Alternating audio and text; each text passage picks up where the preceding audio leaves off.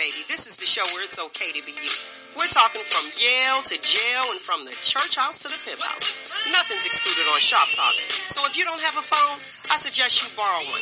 Call in and voice your opinion live every Saturday morning from 10 a.m. to 12 noon. Yeah, that's right, 10 a.m. to 12 noon. Don't forget to Shop Talk with your girl, because right here, we keeps it real.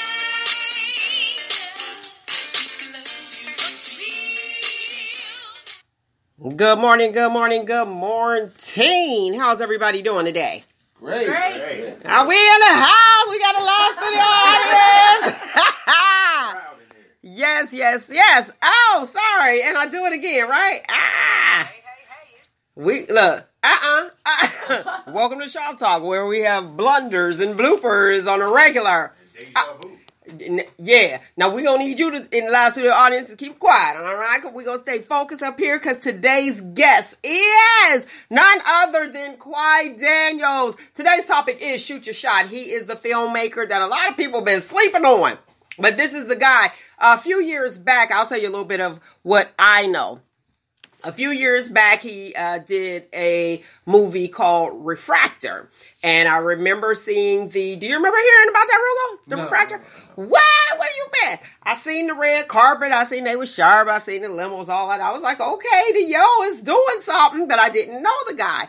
Then I heard about this guy. Didn't know it was the same person, okay? So I heard about this guy, and you guys are familiar with how the wife becomes the other woman, right? Yes. Yeah. All right. Now, how the live studio audience, first they was talking, now they ain't talking. Come on now. So I wanted to make it into a film. And they say, hey, this is where this guy's at. And I talked to him, text him, boom. And I think I dropped the book off to you. Right. Had no idea it was still the same person. Because I'm like, I want to make this into a film. Now, I did meet with some people up at Akron Canton Airport. But the problem was, and they were like, hey, we like it the whole night. Did I tell you, Roogle, about it? I think. And I sat there. But what they wanted me to do, they wanted me to sign everything over to do it. So you want to just pay me. I think it was, I got it almost like, $50,000 for it and have nothing to do with it. Absolutely not. Because this is all true story. So I was like, no. So I walked away. I was like, well, hey, if it's that good, you want to go ahead. But then you want me to sign off. That's when I was like, oh, wait a minute.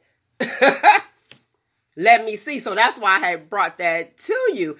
Then I was like, okay, it was this, what kind of chicken? Is it roasted?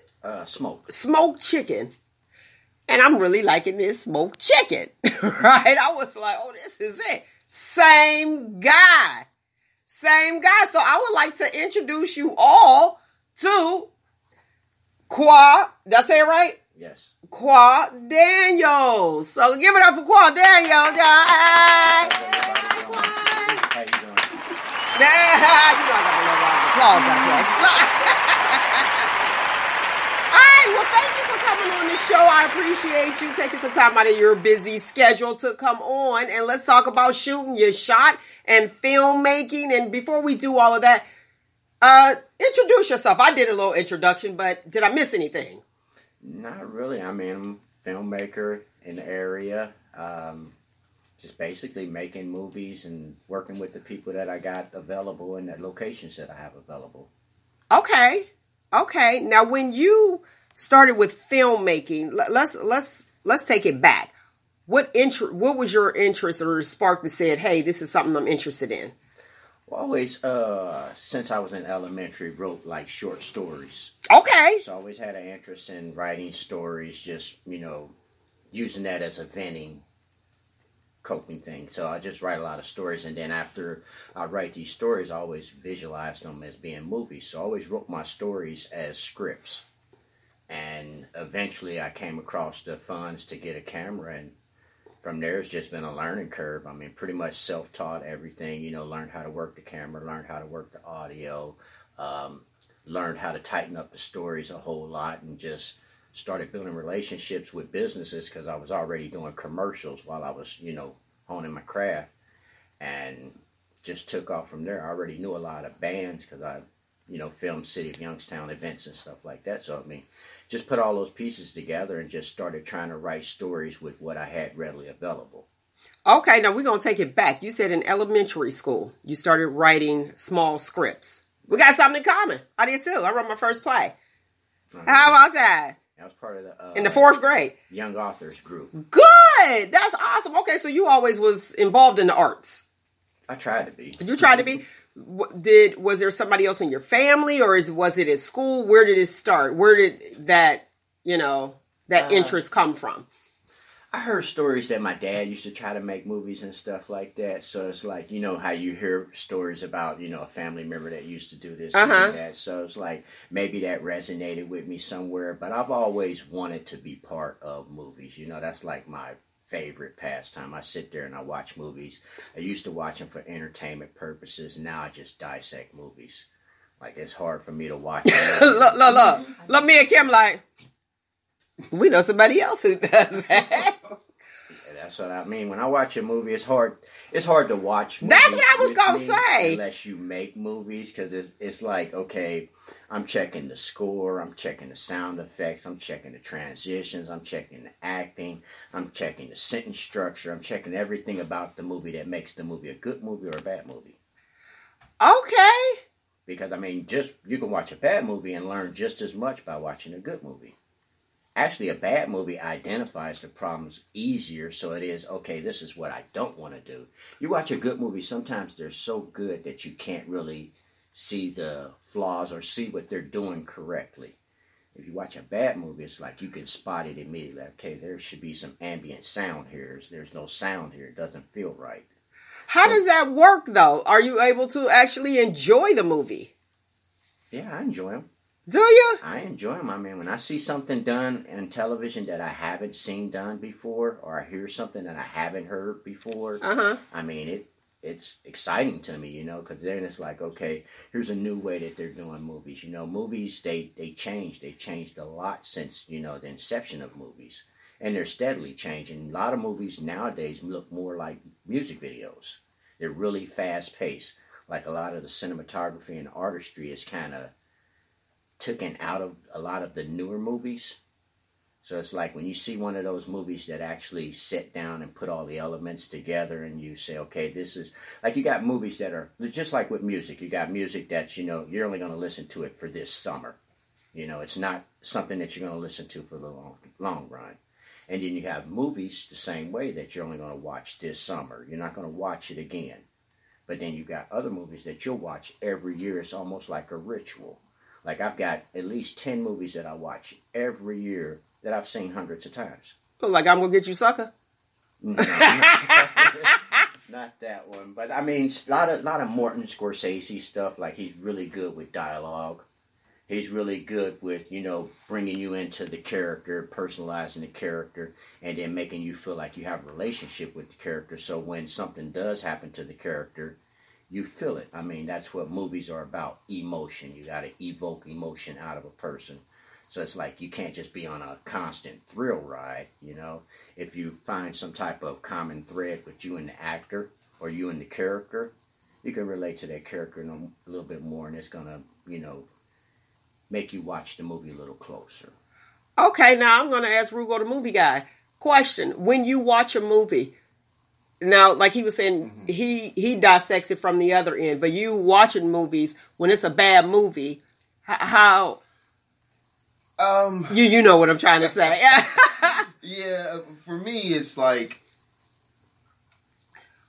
how is this plot? What's going on with the plot? Like, what's really happening with that? Is it something that's intriguing? Is it something that's, like, so many movies a lot of times are, like, it may be Romeo and Juliet, but it's not that. But it is that. It has that framework to it. Okay. And it's like, okay, do I want to go into this movie knowing that this is what this framework of this movie is? Or like whatever. That movie I Drug You To?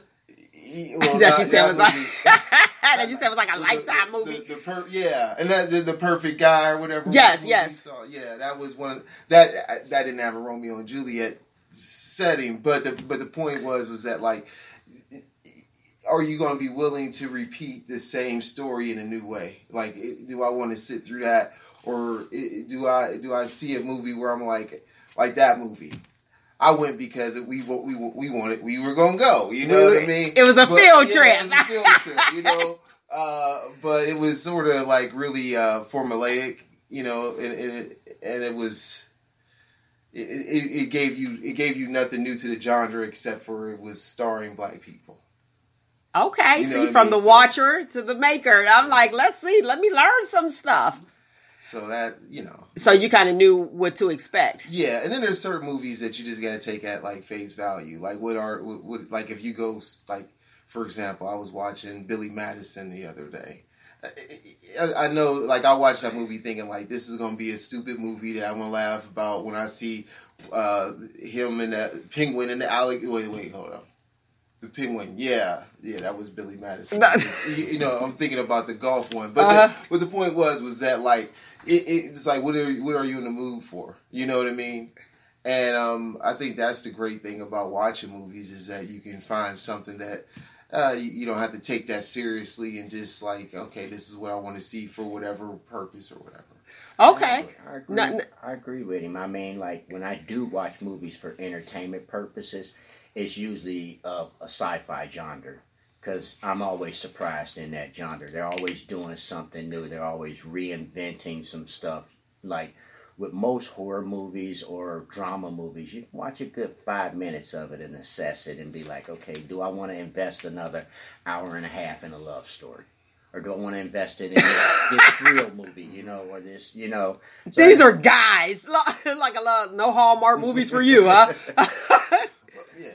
I mean, because, like, sometimes you know what the end point is going to be. Like, there was only one movie where, like, The Breakup. I don't know if you recall that one. That had Vince Vaughn and Jennifer Aniston. Okay. Well, spoiler alert, they broke up, but they stayed broke up. You know what I mean? And usually that doesn't really happen a whole lot of times. You know what I mean? So, but sometimes it's like the journey. Like, what's the things that happen in the movie that, like, you may know what the ending is going to be. In that case, I didn't. Okay. But you may know what the ending is going to be in a certain movie, but seeing how the filmmakers make the journey sometimes is worth it. Okay. Now, from a female's perspective, how do you watch movies? I'm sitting here like, oh my gosh, I had to keep myself from talking because I do exactly what Kwai does. I can't watch a movie without dissecting it. Like, I'll see a scene, and I'm like, look at how they set the scene up. That brings so much more to the movie. Or, why did they do the coloring that way? They could have done it this way to have more of an effect. I do that the entire movie. The whole time he was talking, I had to say, Kim, don't talk. Don't let him say what he has to say, because I do the exact same thing. I dissect the movie, where they put in the sound effects. Do I think it's appropriate? Sometimes I'll say, they could have had a stronger effect if they would have put that sound there, or if they would have done it a certain way. I'll look at the color schemes. I look at how the actors deliver their lines to see if they're actually making the point they're trying to make. I do that the whole movie. Interesting. Yeah. Interesting. Now, I don't know if y'all know, like, I've been acting for like a lot of years. A whole lot of years since I was little. And I also worked the spotlight at the Youngstown Playhouse. Kudos to them. You know what I'm saying? And I just did what I had to do, and I had fun because I like the background part of it. That was where, I was like, okay, I can be center stage. That's all well and good. But the background was where I actually thrive. And once you actually do it, and it's like you implement it, like, let's go, playtime. I'm a basketballer. So it's like, here's the play. Boom. Executed well. Yay. I'm a happy camper. I'm not going to the movies with y'all. That's where I'm at. I ain't going to movies. I have to not talk. I wouldn't say it if I'm there with you, because I know that that's not how you watch it. I'll be like, now see, y'all done blew the whole movie for me. I ain't doing it. But I will tell you one thing that I do notice. My purpose for mentioning all of that other stuff is I do watch the actors and actresses. And I do watch, like, the blocking and stuff like that. And I'm like, that wasn't good. Mm-hmm. And anybody, Nick know me. They probably hate me while we practicing. Ooh. But in the end, it's good. It's perfection. And it's like, you got to do it. And just like you were saying, Kim, you have to deliver. And if there's a message, and if somebody is not doing what they need to do, and if you're moving a lot, come on. It's like, okay, you're taking away from the message because they're watching you. And even when you're on stage. And so I'll look like different plays that I'll go to only from being in it. And like I said, I wrote and actually did the one But doing stuff, you know, when I was younger and stuff, you look at certain things and people don't understand when you move too much, you take away from the actual message because they're watching you. Less is better. Yes. Less is better. Like, I got a few actors that I work with that they do stage, they do theater, and a lot of times it's me having to tell them that they're overacting. Because you have to. You know, when stage, you do, you got to project. So right. You have to, you know, send it out to the audience. With the camera, you don't have to do that. I'm there to help you not need to do that. So it's like, you don't have to overact. Just less acting is always better. Unless you're in an action scene, people don't normally set up a lot of the moves that they do, like how you have to with plays and stuff. You don't have to overemphasize your point. Really, all you have to do with me to be, you know, okay is to be able to walk and talk. You know, if you can do those things, then I can set that camera on an angle to where you're going to look good, almost like you're blocking on a stage. Mm-hmm. You know, so stage actors are a little bit difficult. You know? I love it. And you know what? And I get that. And see, here's the thing. And what he was saying, overacting. And, you know, for the listening audience, here's a visual for you. Let's say if somebody is supposed to step to the left, take one step to the left. When you're on stage, you have to realize that there's people in the balcony that need to see you. So your basic step to the left wouldn't be a step to the left. It would be like a leap to the left. So they know that you actually moved. So that's the difference from the stage versus, like you're saying, camera. So on camera, if you're sitting there and then you hop to the left, they're going to look like, what in the world is going on? Versus on stage. So you definitely do need to like over exaggerate because you need people in the audience to be able to see, exactly what's going on. Because if you just step to the left, only the people like in the first row will actually see that you slid to the left, but the people in the balcony won't see. So that's why the overacting. And you're absolutely right. If you're into theater, it's probably really hard to retrain that mind to say, okay, I need you to not speak so loud and calm down. It's hard to teach them that, okay, this is only one process of making the movie. I still have to hit the editing booth. So if I'm looking at editing and the camera at the same time, I know you don't have to move very far for me to reset the camera, me to reset your cue. So like with the acting on the stage, you're going to have to do that, and you're going to have to be on point every time. You know, with the acting on the camera, if you mess up, there's another take. I can do another take. I can take another angle. And a lot of times, the thing is with the acting on the camera, and what I tell my actors all the time, if you just hit some of the notes that I need you to hit, we still may use that take. The hardest thing for a lot of actors to understand is don't break your rhythm. If you mess up, the audience doesn't know you messed up because they've never seen this before.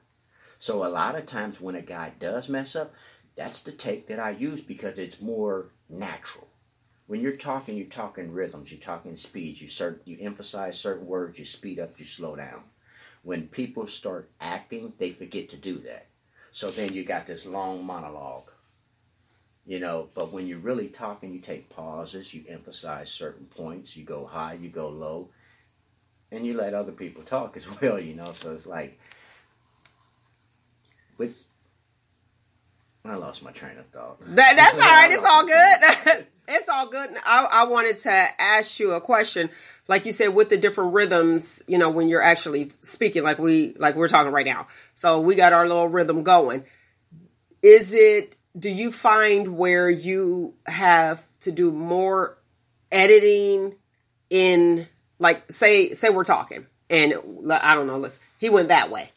Okay. Let's do that. He went that way. So you got like different ways you could say, he went that way. He went that way. He went that way. You know what I mean? So you got different ways. Now, do you, with the editing process, as you're recording it, do you know automatically like where you'll have to like chop and paste or cut and paste or whatever it's called? Like I did the different tones of he went that way. You wouldn't be able to use those, would you? Well, what I do is because I work the camera as well as I do my editing, I know what I want to use and what I don't want to use. You know? Okay. And as far as the editing, I know how to match it up. It's almost like a puzzle. You're putting a puzzle together, you start putting all of the pieces together, and then you see it starts to create a rhythm. Because movies have rhythm too. You know, a lot of times you watch a movie and it might be a little bit off. It's off because it doesn't have a rhythm. Okay. It's like an undertone beat that just okay goes throughout the movie. So it's like a lot of times if you're watching a movie and you're feeling a certain way and you don't know why you're feeling a certain way, there's a rhythm that's playing up under that scene that is resonating with your ears. Oh, like when you know when something scary about to happen or somebody about to come. Right. So I'm like, oh, I'm nervous. So like if I'm the other day I was downloading some more sound effects and stuff like that, and I found this low rumble sound, and it's unnerving. Like if you listen to this sound for like a minute or two, you won't know why you feel uncomfortable. But this sound does that, and sounds have the ability to do that. In a lot of movies, you know, independent films, they neglect to put all the sounds in there. So like if you're watching a low budget independent film and you're like, okay, it doesn't seem quite right, it's because you're missing a lot of those sounds. You know? Okay. So like if you see somebody come in the door and you don't hear footsteps, you don't hear the door shut behind them, and you don't hear the floor creaking, and you don't hear just all the buzz, the ambient sound that a room creates. Like rooms create sounds. The outdoor creates sounds. If you don't put those sounds in, y'all got to check out my audio drama because I did that. The audio drama, yes. So go on to shoptalkwithmel.com, click on How the Wife Becomes the Other Woman, audio drama. You'll hear the sounds that Kwai is talking about. Did I say it right? Yep. Kwai. A lot of independent movies, they'll try to trick you with a soundtrack. Let me say this, y'all. I was calling him Kwai, and guess what? He finally said that is not how you pronounce my name. After all this time, that's not my name. So that's why I keep saying, I'm like, Kwai, I say it right. I don't want to mess up nobody's name because y'all already know y'all got to write this name down. I know how to spell it. Kwai. Okay? Kwai Daniels. So y'all keep y'all ear out for Kwai Daniels. We're going to keep talking to him because I want to know about the body bag. The body bag. Let's just go into that. Forget the whole little music thing. Let's go into the body bag. Why did you come up with that name? I heard I've been hearing that title for like 15 years from different people, and everybody has a different meaning for body bag. Ohio has been, Youngstown. Go ahead. Youngstown particularly has been coined the name Body Bag Ohio by the other cities of Ohio. That's not just like something that I just started. That's jacked up. Yeah, reason being is, if, you know, the way the prison system is set up, if you're in Youngstown and you're in a Ohio prison, 9 times out of 10, you have a body. So they call Youngstown Body Bag Ohio. Doctors, coroners, and morgues are calling it Body Bag Ohio because we have a high opioid problem and a lot of people are dying. So they're calling it Body Bag Ohio. So it's a bunch of different reasons why people call it Body Bag Ohio. I call it Body Bag Ohio because, you know, basically all of those things summed up together into a movie concept. Okay. So that's Body Bag Ohio. What's the new movie? That's the new movie. It's called Body Bag Ohio, right? Body Bag Ohio. Can you tell us a little bit about it or no? Without telling it all. Basically, I mean, you got street level okay. criminals. Then you've got higher level criminals that are more like, you know, bosses, the shot callers. Uh-huh. And then you've got DEA, FBI, and task force watching all of them. And you've got one weak link in there that causes a domino effect and brings all of these different entities together. This sound real. So we got one guy that, you know, gets caught up and tells, and him not necessarily knowing the mob bosses or knowing any of these other key players, the movie has a domino effect in all those different directions leading all the way up to those key players. Okay. So, I mean, it goes back to the saying, you're only as strong as your weakest link. So this guy happened to be the weakest link, so it tore the rest of the organization down. And in the process, a lot of bodies pile up. Okay, then. Body Bag Ohio. Look, hence the title, Body Bag Ohio. Now, when can we expect to see this? Should be done with all the principal filming in the next 30 to 45 days. I usually get them out pretty fast because of the way that I operate on the movies. I do a lot of marketing while I'm filming the movie. So Okay. everybody knows the movie's coming out, so I don't need the extra 4 or 5 months to actually market the movie. All I need to do is, okay, the movie's coming out in the next 30 days, and here's how you get to see it. And Yeah, how do you get to see it? We're going to release it at the theater, and depending on how well it goes, we'll probably keep it in the theater most weekends until, we can stop filling the theater up. Okay. And after that, we'll put it straight on DVD. Okay, so when you say the theater, local theater? Yeah. Okay, local theater in Youngstown, Ohio, because I got listeners all over, so they'll probably go to their, like, hey, wait a second. Remember, who was that? Atlanta. What movie was that we had a winner out of Atlanta? I can't remember which. And we paid. Who was that for? That was for, was it Get Out?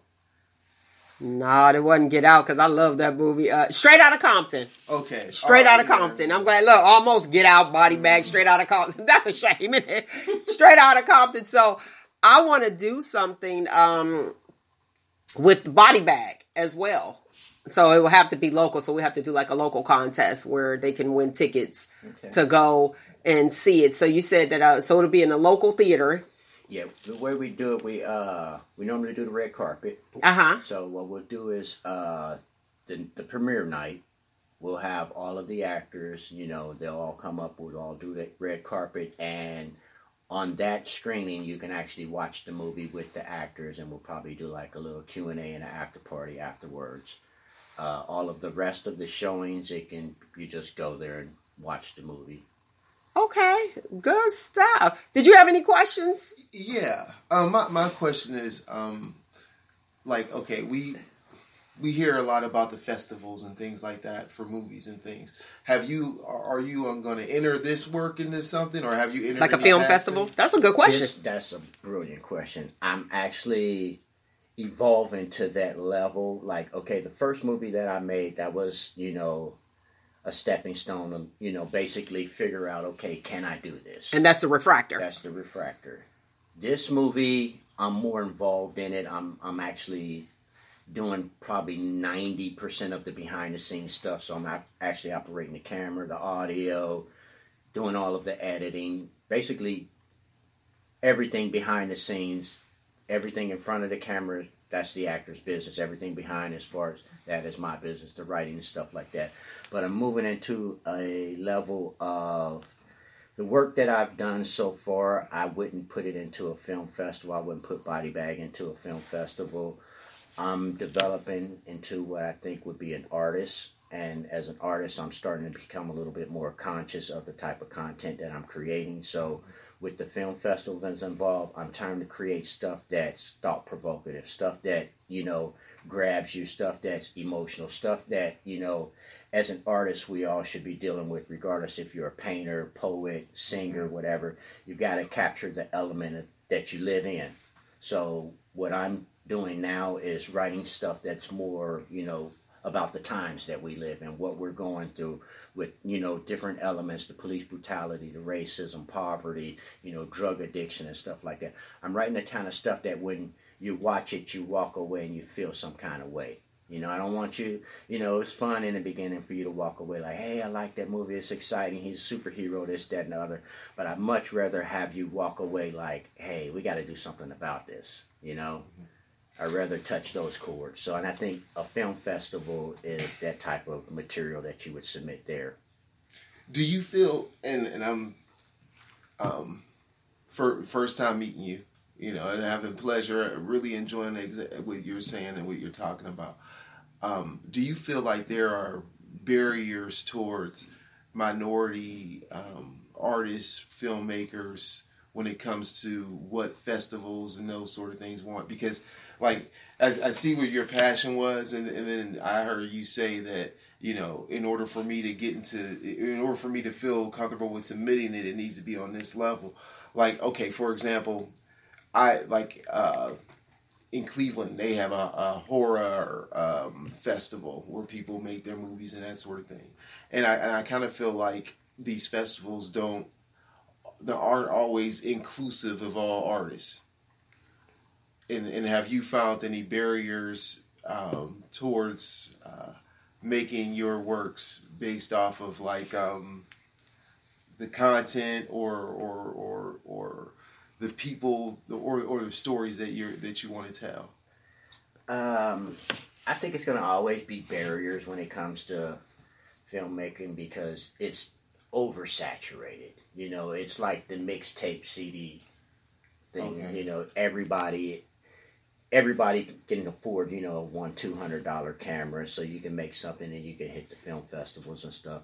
As far as the minority thing, I mean, you're gonna always have that issue in pretty much any entertainment business that you deal with. You're gonna have to prove yourself to be exceptional from the rest, you know. I think a lot of doors are opening, though. I mean, Ryan Coogler did the Black Panther's #3 highest grossing movie, you know, so he proved that there are stories out there that need to be told and stories that can be told that are actually financially profitable, you know. So you got Jordan Peele with his Get Out and then his new movie that he's coming out with, but I think it's called Us. Yeah. He's opening up the doors to, okay, horror just isn't a white genre. I mean, we've got horror stories as well. We have to just write these stories. We got to basically, as a minority, we got to break up out the box of let's making Medea movies and let's making, you know, hood movies and movies that, you know, don't necessarily reflect the whole, but only a small portion. You know, like you may have the best, you know, horror story, and you might have in Paranormal Activity or whatever the case may be. You may have the newest superhero, you know. So it's like these type of stories, you can create them, and once you create them, I mean, it's a matter of public opinion. I think you get the support that you're looking for. If somebody looks at a story and they say, okay, this is an all-black cast, but it's not about dope. And it's not about this death in the family. Or it's not about this. Ain't that crazy though? It's true. You know what I mean? Because it always, what is that? Yeah. But I think that's great that you mentioned that. You know, because it's always those sort of things like, well, damn, do I really want to go see this movie when it's the same thing? Think about some of the biggest movies like Goonies and stuff like that. Mm-hmm. Imagine if you had the opportunity to rewrite your childhood and narrate it. It'd be an amazing story. Mm-hmm. Why not make that story instead of trying to make the next story that you gotta, you know, it's a big music video basically. It has no artistic value. So like, why not make a story that's a story in itself? It's compelling. It's a story. It doesn't necessarily have to be, you know, this way or that way. It's just a story. It's your story. No one can tell you how to tell your story. You know. I think that. Oh, go ahead. She had a question. Go ahead, Kim. Go. My question is this: you know, I have a camera, and you know, my name is Kim, and I put something on film, and I go to the local movie theater and say, I want you to air this. What criteria makes a movie, and how do you approach the local theater to show your film? Is there a process to that? Is there criteria you have to meet? How does that work? Well, it has to be in the proper format. Mm-hmm. So once you get the film in the proper format, I believe it's called DCP, Digital Cinema Package, I believe is what it's called. You have to have your film in that format. Once you get it in that format, you can approach the local film. You probably can't approach someone like Roogle or Tinseltown because they have a process that they do there. But you can approach Brian. He owns Movie 8. He owns the drive-thru in Niles, and he owns one other theater. He's a local. He owns these theaters. So you can approach him. If it's in the right format, you talk to him, and he'll get it up in there, and he'll get in the theater. I mean, what's his name again? Brian. Forgot his last name. I think it's Zimmerman or something like that. How ironic is that? But hey, okay, Brian, where? Now you said the drive-in. You talking about Elm Road Drive-In? In Niles. Yeah, he owns that one. He owns the Movies 8 in Boardman. Okay. The Movies 8 in Boardman, I think he has a theater as small as 60 seating. And he has them as big as, I think, 300. Okay. And you said 3, right? Or is it just the two? How many? He owns 3 of them. I forget where the third one is. Okay. At, but I know he's got 3 theaters, and there's also a guy in Salem that owns the Twin Cinema. Okay. That you can get your movie in there as well, and it's really just a matter of having it on the proper format and having whatever it is that they charge to show it. The reason it's really good and reasonable, though. The reason I wanted you to say that again is because you said that you're able to take your stuff to them. So I'm like, if you support, we support. And I wanted to put that out there. I'm like, okay, so if you have somebody who actually, who's actually saying, hey, I will go ahead and I will assist you as long as it's in the right format, I'm like, go with it.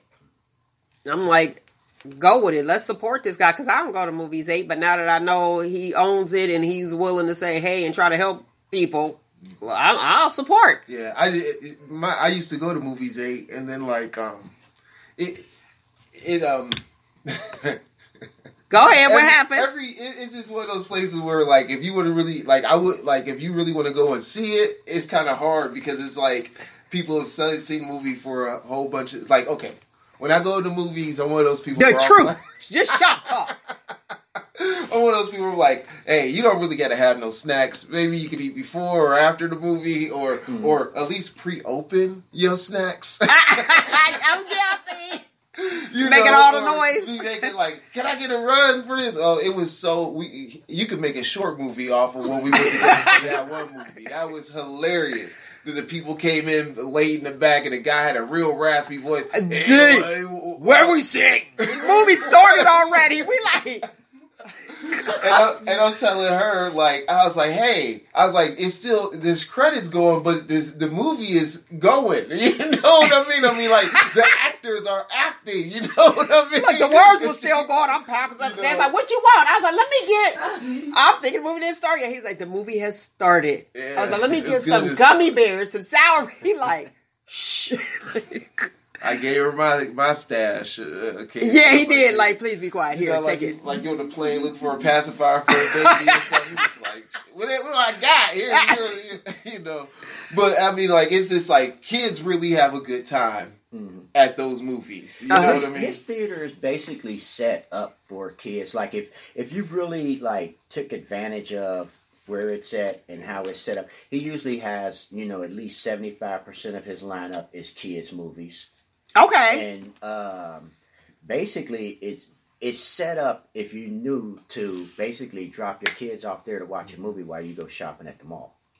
So like it used to be, like back in the day. Yeah, and it's only $1.50. Yeah. Right. So $1.50, you got your kid occupied for the next 2 hours. You know.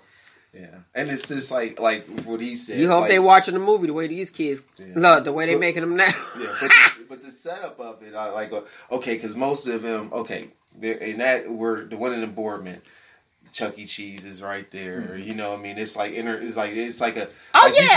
You could spend a whole full day with your child in that one area. Many people keep getting caught with their kids in the parking lot. You know, they just now knocked somebody else, left their kid in the parking lot. She could have just took them to the movie theater. Wow. You know? Oh, you talking about the heroin thing? No, somebody went into Burlington. You know, them taxes came out. They ran into the taxes. Oh yeah. They left a couple kids in the car. It was on live. Wow. Like. Yeah. Oh man, what? They went to Burlington and left it. People still leaving their kids in the car? Mm-hmm. The taxes, they spent their tax money. Alexa, play I'd rather have Jesus than silver and gold. Here's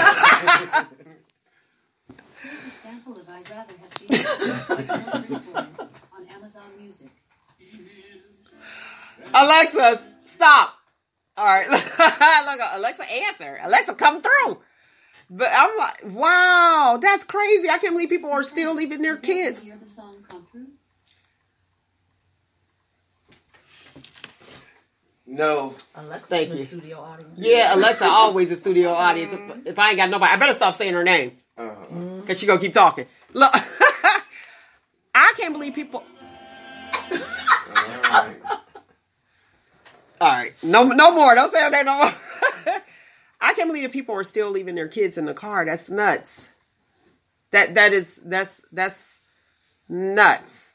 I will say that when you said with the drug epidemic, somebody that was on the news, somebody else still.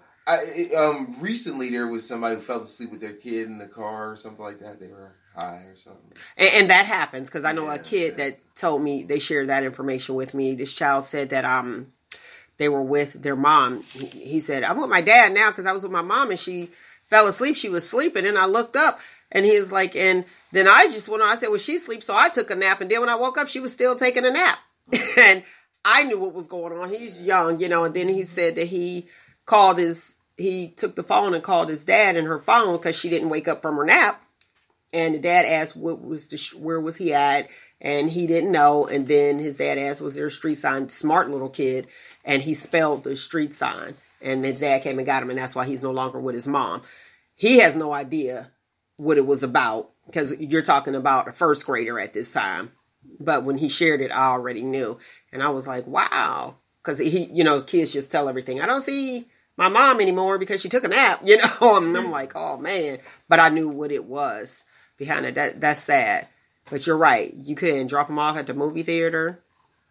You can actually have Chuck E. Cheese, and depending on the age, 11, 12, you go to the movies, I'm going to be right here at Chuck E. Cheese. Call me when it's over. Y'all walk. I mean, we used to be walking. We used to be at the mall. That's a long walk. That is not a long walk from Chuck E. Cheese to the movie 8. I thought you meant I got Burlington in my head. Oh, no, that's a long walk. That's a long walk. I'm like, yeah, but I don't know. That's a long walk. Burlington, I passed that when I'm like, that's just ridiculous, and it is sad. Now I want to get back on the movies and watching movies with you and you and you. Again, my thing is, why you still go? Well, I know why you go because you're the critic. Yeah, but I mean, my thoughts are, it's like this. It's funny. I just want to go, like, I'll try to go at the most odd time. Like, I don't want to go Friday night at 7. Mm-hmm. I don't. If I can go early that day, then great. I don't want to go and compete with the dating and a group of friends and all that kind of stuff to kind of go. I'd rather go in there and it's like 4 people in the theater, which happens a lot here with new releases if you hit the right time. Yeah. And then you could just kind of watch it because everybody there is just trying to watch it, you know what I mean? Versus I remember versus people like me. Yeah, versus people who got to get their snack on, But I when I went to go see The Matrix, it was a Friday night, a long time ago. I was on a date, and the first Matrix, amazing, mind blowing. Yeah, and she's like, "Well, you realize you're here with somebody," and I'm like, "What? What? What are you talking about?" Jealous of the movie? She was, yeah. Wow. You realize you're here with somebody. And I'm like, we came to see The Matrix, though. I mean, like, maybe it was just a movie for her, but for me, this was like the way it felt for me was like, this was like a Star Wars that I could ingest at an adult level. You know what I mean? Like, it was like on that level of like thing. And for her, it was like, hey, we on a date. And I'm like, I thought the date was the movie. Like, let's enjoy the movie. You know what I mean? It was But you can't talk in the movie because you have people to pay attention to them. Right? That's what I'm like. How does that work? I don't know. I mean, when you get the opening scene, I got like 2 modes that I do on the movies. Like, okay, if we're watching a movie, like when we go watch Us, we go watch Jordan Peele movie. Me and the wife, we're going to go watch that at a time that I think that we can actually, like you said, 4 or 5 people there.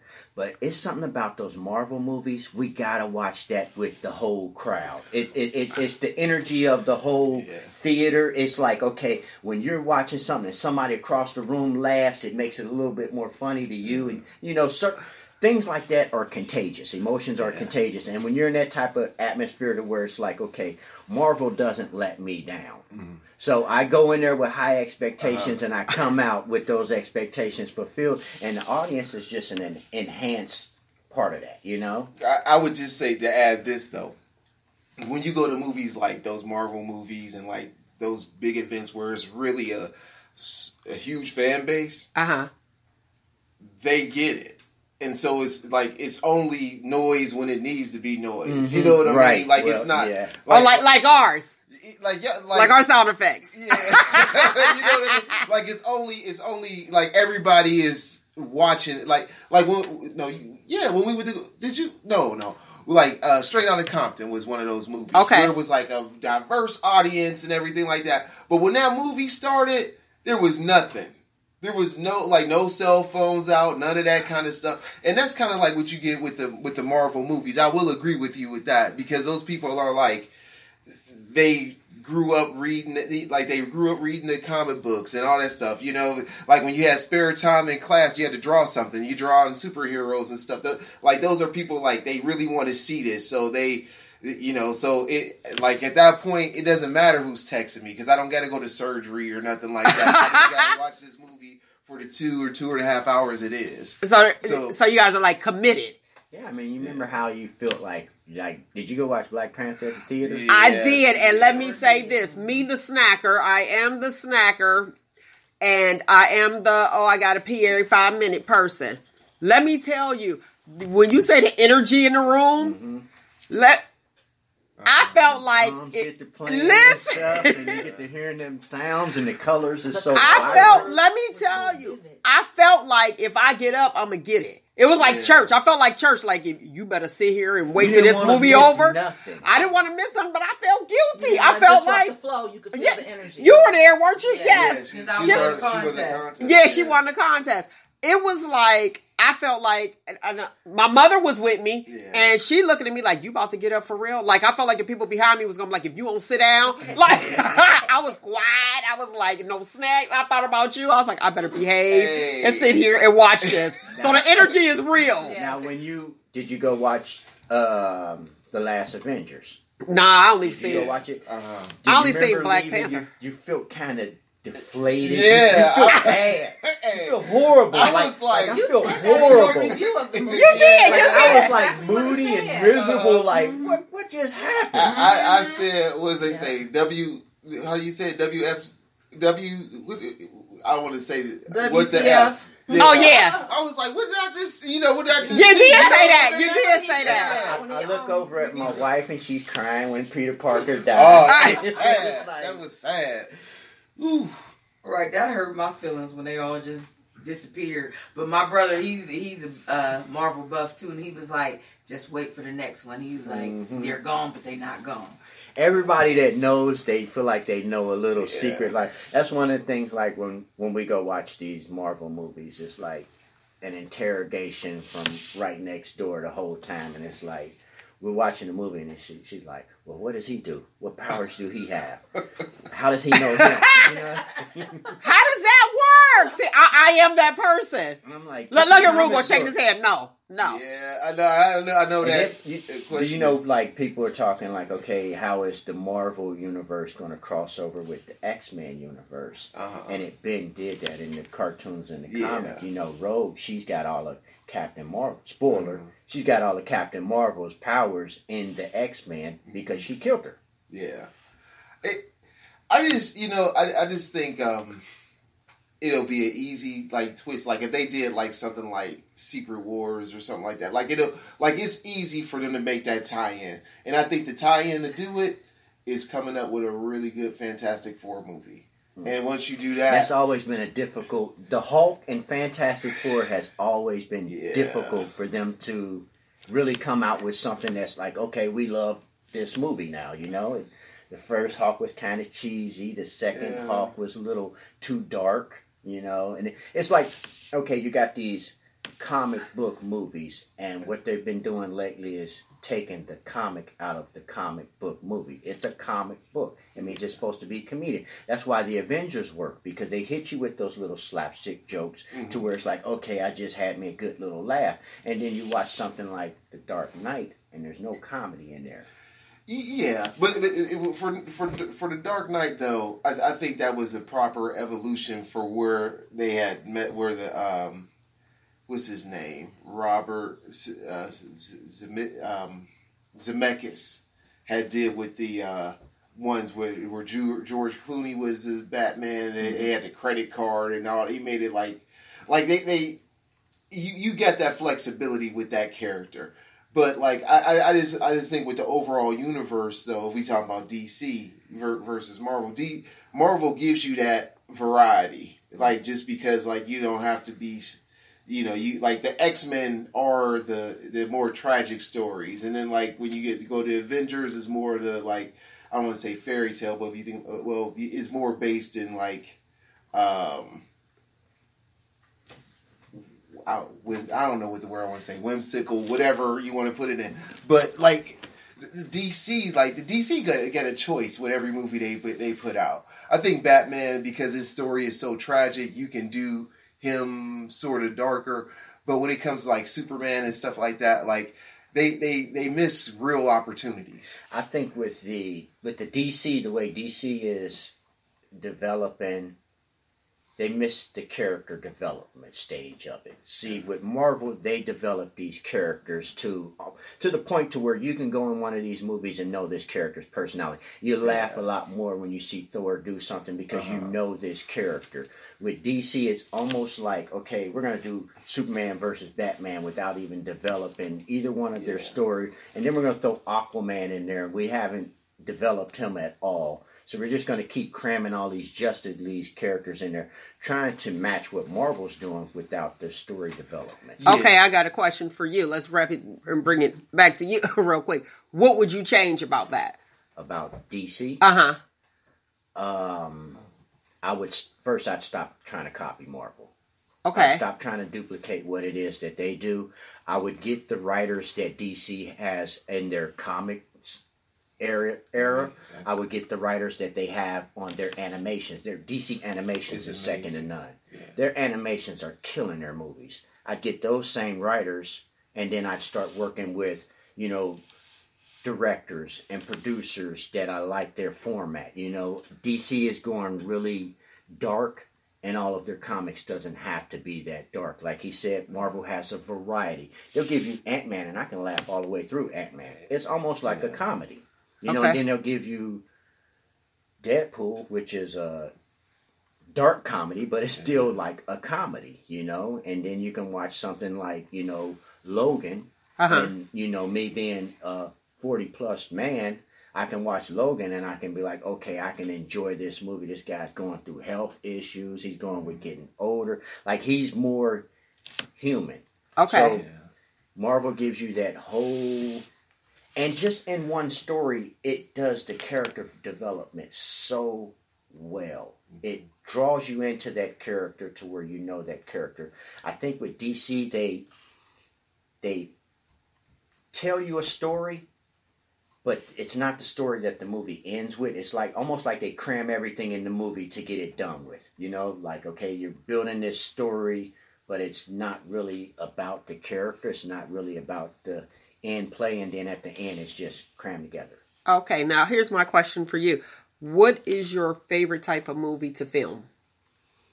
My favorite type of movie to film, if I had the budget, would be a sci-fi movie.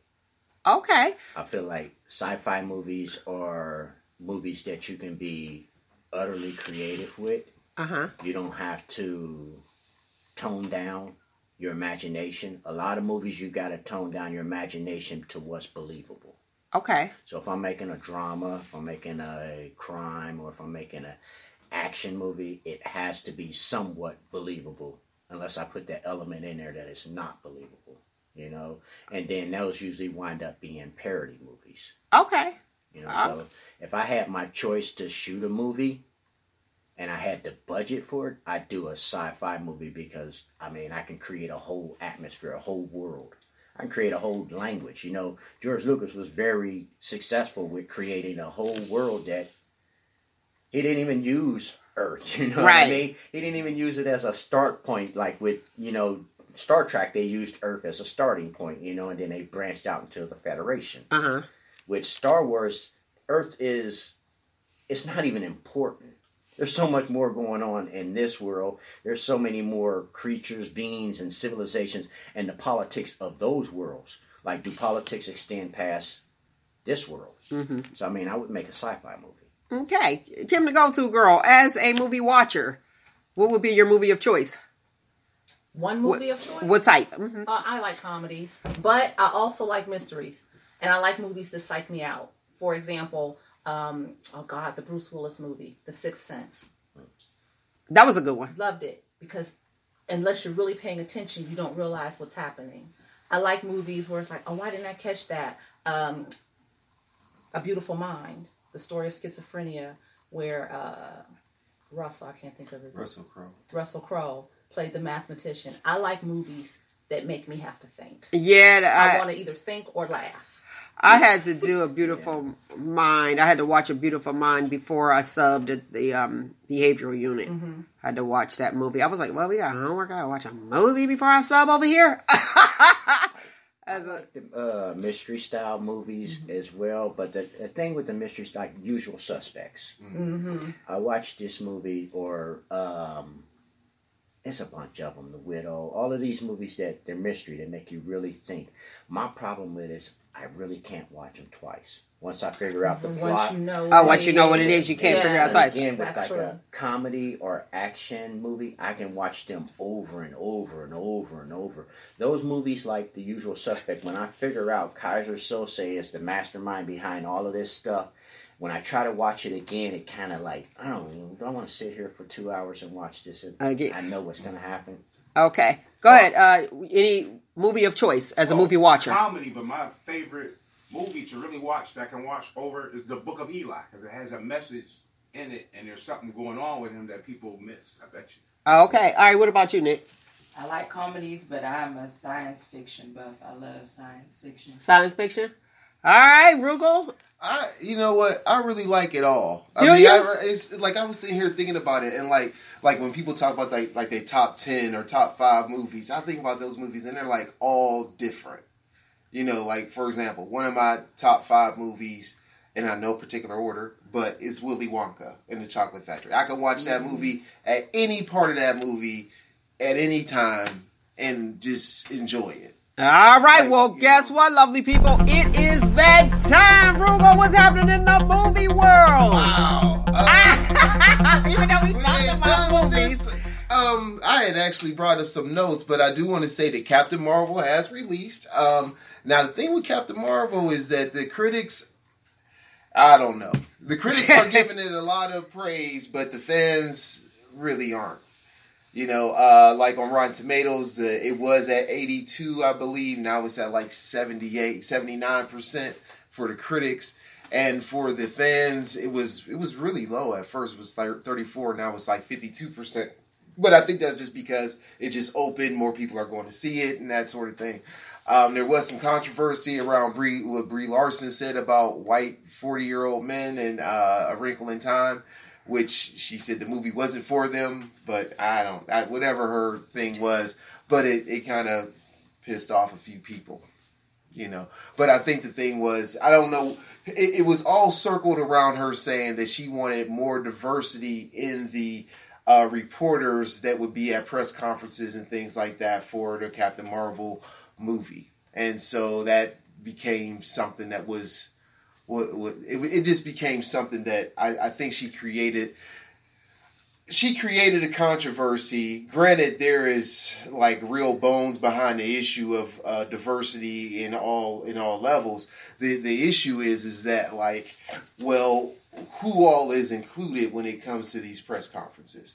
Like, you know, are there black publications invited to these press conferences? They may be. They may have the opportunity to. They may not. You know, I don't know. I'm just speculation. It's all speculation. May not find the value in it. I don't know. But the point is that we're at a. There's only a finite amount of papers. Things, you know what I mean? There's only a finite amount of jobs and that sort of thing. And the issue around diversity and this issue is one of those things where it's like, are people getting opportunities for those jobs? And I think what she created, I see her point, but she was not articulate with doing it. Like, it was like one of those things where she should have just sat down and not really said much about it, because it became one of those things where it's like, well, okay, Bree, you have the power, you have the control. Why aren't you going to Essence or Jet or one of these other black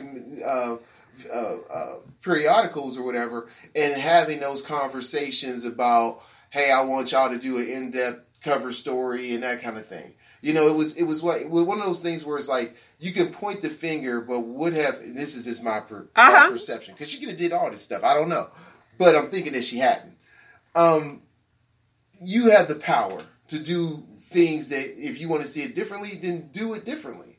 You know, I mean, it's not so much what's set up for you, who comes to that, but who you give that exclusive story to. And I don't know if she did that. You know. Okay. Did you see it? No? Well, I didn't see the movie. You didn't? But this is just your thoughts? Yeah. Okay. You know, and really to be honest with you, from my perspective of it, okay, one guy said it really well. He said this movie is probably like when you watch like the first Thor movie and stuff like that. Like it was one of those things like had to happen for the universe to keep going. Mm-hmm. You know, my thoughts are, I was waiting for somebody to compare it to Wonder Woman, and I haven't heard that comparison yet. Okay. You know, which I will tell you like this: out of all the DC movies that have come out in this recent thing, the Zack Snyder spawns of DC, my favorite is Aquaman. You know, and I say Wonder Woman is number 2 to me, because I can watch Aquaman. I intend on watching Aquaman over and over again. I watched Wonder Woman once and was cool with it. Okay, you know so you want to watch that again? I mean, I might have watched it twice. Okay, I think visually Aquaman is a really nice movie. I mean, that was a great movie. Watch it, because you're gonna always see something a little new on the scenes if you rewatch it. I mean, visually it's a really nice movie. And they gave me something I haven't had. You know, like a fine main character. That's why I went to see it. I was like, okay, white boy. Like even though like it's 2 different movies, but this is how I feel about Aquaman. Aquaman made me feel not on the same level, but you remember The Abyss? Yeah. Okay. It made me feel like I was watching that movie. Not like it was the same dramatic and all that stuff, because they're like worlds apart. You know what I mean? But it was like, damn, this feel new. This feel different. Like I'm engrossed. Like I think I'll tell you like this. In all of Aquaman, Jason Momoa is probably the worst part as far as his acting. He looked cute though. Because it was some amazing things that happened in that movie. Like Black Manta, his character, he can have his own spinoff. They should do a spinoff with him by himself. Yeah, the scene with the trench, that was amazing. You know what I mean? Like all of that, like it was so many. Like when he first went into Atlantis, that was excellent. When his mom, that was excellent, but that was long. It was like 9 movies in one to me. Well, they had to develop that character. I mean, you if they would have gave you an hour 20, you would have felt cheated. You know? Okay. So they had to give you, 2 plus. You know. And I think they had to make you fall in love with like the world of Atlantis, like the possibilities. Because when they had that flashback where it was like when it was on land and they had like it was kind of like steampunk kind of looking with the machines and stuff. Like DC is really good at making the world that they don't focus on. Like when they show Themyscira with Wonder Woman, I'm like, you can give me a movie about that island all day long. You can give me a movie about Atlantis on the breach of going underwater all day long. You get all my money for those 2 movies. You know what I mean? But like they're really good at giving you that tidbit that unfortunately don't build another story off of. Like in Batman versus Superman, that part when Batman is in the desert or the wasteland. You can give me a movie on that all day long. You get all my money. All my money. You ain't getting all mine. I'm just saying, but I got you. But that's the thing, though. Is like, what's the thing that, like, okay, for example, they should be kind of concerned if fans aren't really like, hey, we love this, because it don't really matter what the critics say. The fans are the ones that's going to see that movie. Like, for example, Titanic. The reason that Titanic made all that money was because you had girls going to see that movie 10 times. Why? Groups of girls. Because they love the story. They love the story. That is why. I went for that boat wrecking. That was it. Oh, you went for that? I was like, I want to see this boat wreck. you know, because you went for that. We went for the love story. I was like, I got to see how they were, because like when you seen all the behind the scenes stuff, and they talked about how they made this one large kind of like structure to be the boat and all that kind of stuff, and the CGI, because it was really cutting edge for the time. But that's what I wanted to see. With Rose and Jack and the board, I'm thinking like y'all could have both got on that board. You know, that was the part that I liked. I was like, is that what it was? Men are from Mars, women are from Venus, or something? Is that why we think differently? And the thing was, you know, really, what's her name? Rose. She had a way better life. She should have just said, "I had such a good life. I'm just gonna die." And you said they both could have got on the board and not him just hold on. Or just get Jack the board. You know what I mean? Let Jack have that board. That's a mess. That's your man. Yeah, that's what people want now. That's why they sitting there paying for their men, and I'm gonna leave that alone. Ow! Look at him like, ow! Hey, listen, I want to know, how can somebody, if they're interested and they have a story that they want to make into film, how can they contact you? KwaiDanielsFilms.com or Kwai Daniels on Facebook. Okay, and the spelling? KWAI Daniels, DANIELS. Okay. .com. No, that's me on Facebook. Okay. .com is the Kwai Daniels Films. KwaiDanielsFilms.com. And then they can just go ahead and just... I've got an actors database on there. You can use that as well, you know, to submit your work and stuff. If someone's got a story, my biggest suggestion would be just to write it down first. Get it written. Okay, now you write scripts. So what if they decided, okay, well, here's my story and I would like for you to write the script. Are you willing to do that if they pay you? Yeah, of course. I'm willing to do anything in this business. Yeah, I mean, do it all. I mean, if someone needs help with their story as far as they want, you know, character development, more dialogue, or just, you know, how to turn it into a screenplay from a novel, I can do all that. Okay. All right, that's good to know. And if they want to donate, how do we do that? If we say, you know what, I'm going to donate to this guy. Right now, I'm going to try to set me up a Kickstarter or GoFundMe for Body Bag once I get a little bit further along. And on that, people can donate. And what we're going to do is we're going to have tickets available on there. We're going to have merchandise available on there. We're going to have the script available on there. So if a person, you know, if they want to donate and they say, well, I just want the script and I want a couple tickets to come to the movie, we can get them that stuff. Okay. And so you have your script up there too? No, that's once the movie is finished and complete and I've already debuted it and stuff, then they can get the script and stuff. All right. It's almost like behind the scenes memorabilia and stuff like that. Now, let's say if we have like a young person that say, this is something that I'm interested in. Do you do like externships or volunteer for, you know, student development, stuff like that? We're starting a nonprofit film school, city film school, and what we're going to do is we're going to get a few kids in there. We're going to teach them how to write a story, how to cast for an audience, how to select locations, how to set up the lighting, audio, and basically make their own movie. Okay. So during the course of the class, the kid will learn from A to B how to start, make a movie, and then on graduation, we would show this movie in the theater. How awesome is that? Now, is there a phone number? Do you have a phone number, or they just have to just go to your website? Go to the website. All right, go to the website. That is KwaiDaniels Films.com. KwaiDanielsFilms.com. That's films with the S, right? Yes. All right. I don't even know why I asked. I looked at it.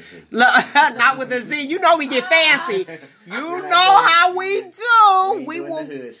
We will get fancy on you. Off the hook. That's hilarious. All right. Let's get into these hot topics. You want to kick it with us? Yeah. You might as well. Look, we almost done. Let's get into these hot topics. All right, let's talk about Kales. We got to talk about R. Kelly. Kales. Is that what we call them? We calling them Kales. With a Z. With a Z. Kudos to Gail Kim. ring because she maintained her composure interview. the whole time. Yeah, That was awesome. She handled that. Well, she did, but here's the thing. She said that she didn't feel threatened by him. And And somebody else, they gotta throw a 10. They gotta throw a 10. We know our people, though. Cheryl Underwood said, she was like, I would look at him like, Kels, sit your down. I'm gonna need for you to sit down. Exactly. But you know what, though? I mean, let's be realistic. They had a conversation prior. She already met him, so they have a relationship. You know, not that type of relationship, people. So we don't want to Not the bring that. relationship for her to say, cut. Right. Because he killing himself. Right. Yeah, not that one. Yeah, he did. I think the producer was genius. The producer knew that he gave a woman interviewer, it was going to unhinge him.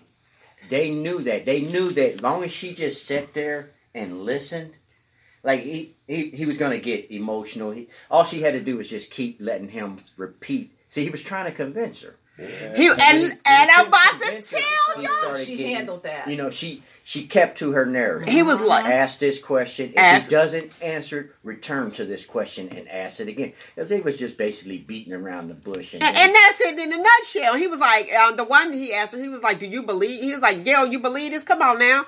But here's the thing. I want you guys to go back and I want you to look at that interview. Because if anybody knows me, I'm an observer.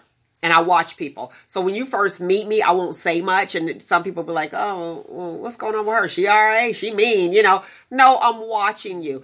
And being in management, even before then, you know, when you know people, you know who liars are. Here's the deal with body language.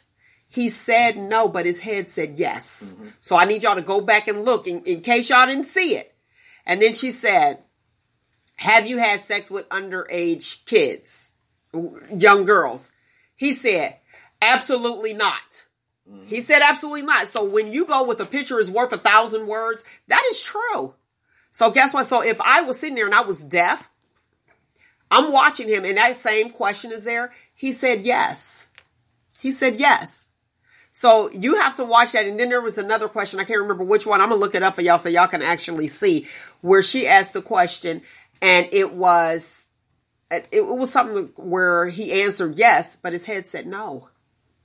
So you have to watch people. I observe people. Go ahead. I was seeing his body language. You see when he was doing his hand work, and then she did what a good reporter did. She asked the same question, but she mimicked his handwork. Yes. Do you like little girls? Yeah, the same thing. Let me give it right back to you. Reiterate it. Let's see. He thought he was on the go right there for a sec because he thought she was buying the stuff that. And then once she did that, he knew she wasn't buying. I think that's the part. I think that was the part. Because do you like little girls or young girls? And he said, absolutely not. He thought he was gaming her up. He was doing his little shifting and shuffling and stuff, and she just didn't bite it. She didn't, and she did very well. She does good without emotion. Now, I didn't. She said she didn't think that he was going to harm her. She said probably if he would have hit her it would have definitely been an accident. Now, I will say this: some of the stuff. Do I believe some of it? Yes. Do I believe all of it? No. Do I think some of those parents are lying a little, stretching the truth? Yes. I felt the same. He had some valid points because I talked about, remember on the show, I said, wait a minute, who's taking their child 14 years old to an R. Kelly concert? Mm-hmm. That was my thing. I'm not doing it. Even right now, and my daughter is grown, we will not be going to an R. Kelly concert together if he was still doing this thing. Can I separate the art from the artist? Yes. I can. I like his music. And we already know where Roogle stand. He had a problem when he married Aaliyah. He was done. He was like, I'm all out. I'm all out. I mean, because that answers the question right there. Like, I think the question she should have asked him, and I don't know, because I didn't see the whole interview, but did you consummate your marriage with Aaliyah? That right there answers the question if he slept with underage girls. Yeah. I mean, Now that he did. Go ahead. My issue is, okay, with all of these artists, it's almost like, okay, you're accountable for what you do. That's your thing.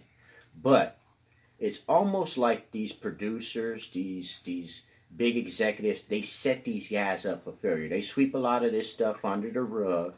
And once this person is not, producing the way that they used to produce, it's almost a way to get them out of the business, take control of their masters, and at the same time, just utterly destroy this guy's legacy, you know? So it's like a lot of stuff that these artists do can be nipped in the bud from the beginning. Right. You know, but then you get this guy that's on the up and coming, very talented. He's invited to these parties.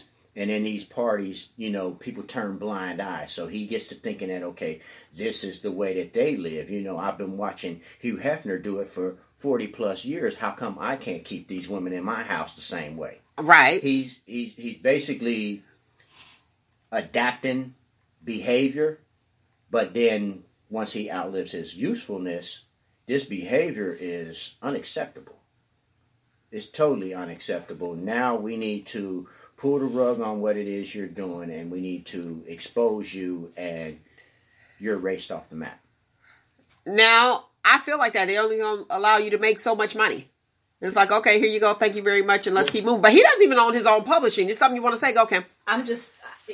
You hit the nail on the head to me in a lot of ways, because that's like, I'll say rumor because I'm not in the music industry. But that's what I hear a lot about people who've gotten sort of close to people in the industry, that once you are no longer useful, they find ways to eliminate you. All of our top artists. Yes, yes. So I totally agree with that. I've heard that several times over the years from people that I know who touch the music industry. You get to a certain point, even some of the deaths that you've seen of some of our popular artists, once you get to a certain level where, you know, they're no longer making money on you, your contract with them is no longer profitable for them, they have to put you aside one way or another. I've heard that. Wow, that's interesting. Now, they did the Oprah. Some people are upset with Oprah because she interviewed those two boys that were on the stand for Michael Jackson, Leaving Neverland. Did you see that documentary? Did you see that one? I didn't see the documentary. I'm not there. I can't watch it yet. You can't watch it. I get on people's bad list with the Harvey Weinstein stuff. You know, it's a lot of people are saying that it's hypocritical. You know, she's advocating for one thing, but at the same time, Harvey Weinstein is a very powerful man, and she's kind of showing where her loyalties lie. Okay. So do you think that Monique was speaking the truth when she was talking about? Monique been right about a lot of stuff. Yes. When she put it out there, you know, I can't remember, what did she? Monique was talking about Lee Daniels and Oprah and all of them, and they pretty much like playing the game. Remember, she pretty much called Steve Harvey a sellout when he said, "Well, I got to feed my kids." She was like, "Oh, so it's okay?" You know what I mean? Like, it's okay to bow down. When he made that visit to the White House, he kind of. You think that's what did it? Yeah, because what came out of it? Nothing. Now he's talking about him. Now he's talking about him. Like I'm just saying, like you know, I mean, like I don't know. I mean, maybe it was an olive branch. Somebody got to be there. You know what I mean? I looked at it as, you know, okay, he's trying to see where he is. And then maybe he could convey what, you know, he's really trying to do. Do we think that Trump is a racist? Yes. Okay. Lots of the audience answered that one. Where you see what happened with Chrisette Michele, though. Remember, she actually performed. Chrisette who? Exactly. You remember that? What happened to her? She performed and they was like, bye, see you done, because she was just getting out there. So I think you have to like be established first, and then you'll have like your fan base. Same thing with Tina Campbell from Mary Mary. The same thing. Once she started advocating for him. Oh, look, I'm like, oh yeah. She should say, well, Mary Mary, yeah, because I don't really, I like Mary Mary. And she said that with her endorsing Trump, it just brought a lot of, you know, bad juju for her, and she was like, her record sales weren't as well. That was your fault for going against the grain. Now I want to take it back to the Michael Jackson Leaving Neverland. You said you couldn't watch that. Can't do it. Can you separate? Will you stop listening to Michael Jackson's music? No. I sure won't. You see my album sitting right up there on the wall. The Off the Wall album on the wall. Until I get enough. No. What about you, Roogle? What you think? Michael Jackson didn't do it. Okay. He didn't do it. Okay. I'm just saying he didn't do it. He's been to court how many times about this same situation? And R. Kelly has, and he's been acquitted. Well, R. Kelly's situation is different. R. Kelly ain't Michael Jackson. No, R. Kelly. Michael Jackson didn't marry anybody. Okay, He like He didn't like marry a child. R. Kelly got the track Michael record. Jackson never said Right, Yes, shake it, or- shake No. shake his head yes while he was saying no. Michael I think Jackson it's- was more I of a think it's- child. I think it's become so much of the media and public opinion that, okay, me working in the media, I can easily sway your influence. If you give me a couple tidbits about a person, I don't care who it is, you know, in this city, if I've got enough information, I can create something that'll knock you down a few pegs. And that's what it is. You're constantly creating content that knocks a person down because that's what's paying the bills. That's good news, you know. So if we gotta eliminate Michael Jackson, destroy his legacy, if we got to do that to Bill Cosby, here's what it's going to cost us. We're going to have to pay this person to say this person to say that, this person to sign a non-disclosure form, you know, and basically create, like, okay, with the R. Kelly thing. I don't know if he's doing what he's doing. I don't know, you know, Right. he's right or wrong, whatever, this, that, or the other. But I look at that R. Kelly movie, and that's something that I could have easily created.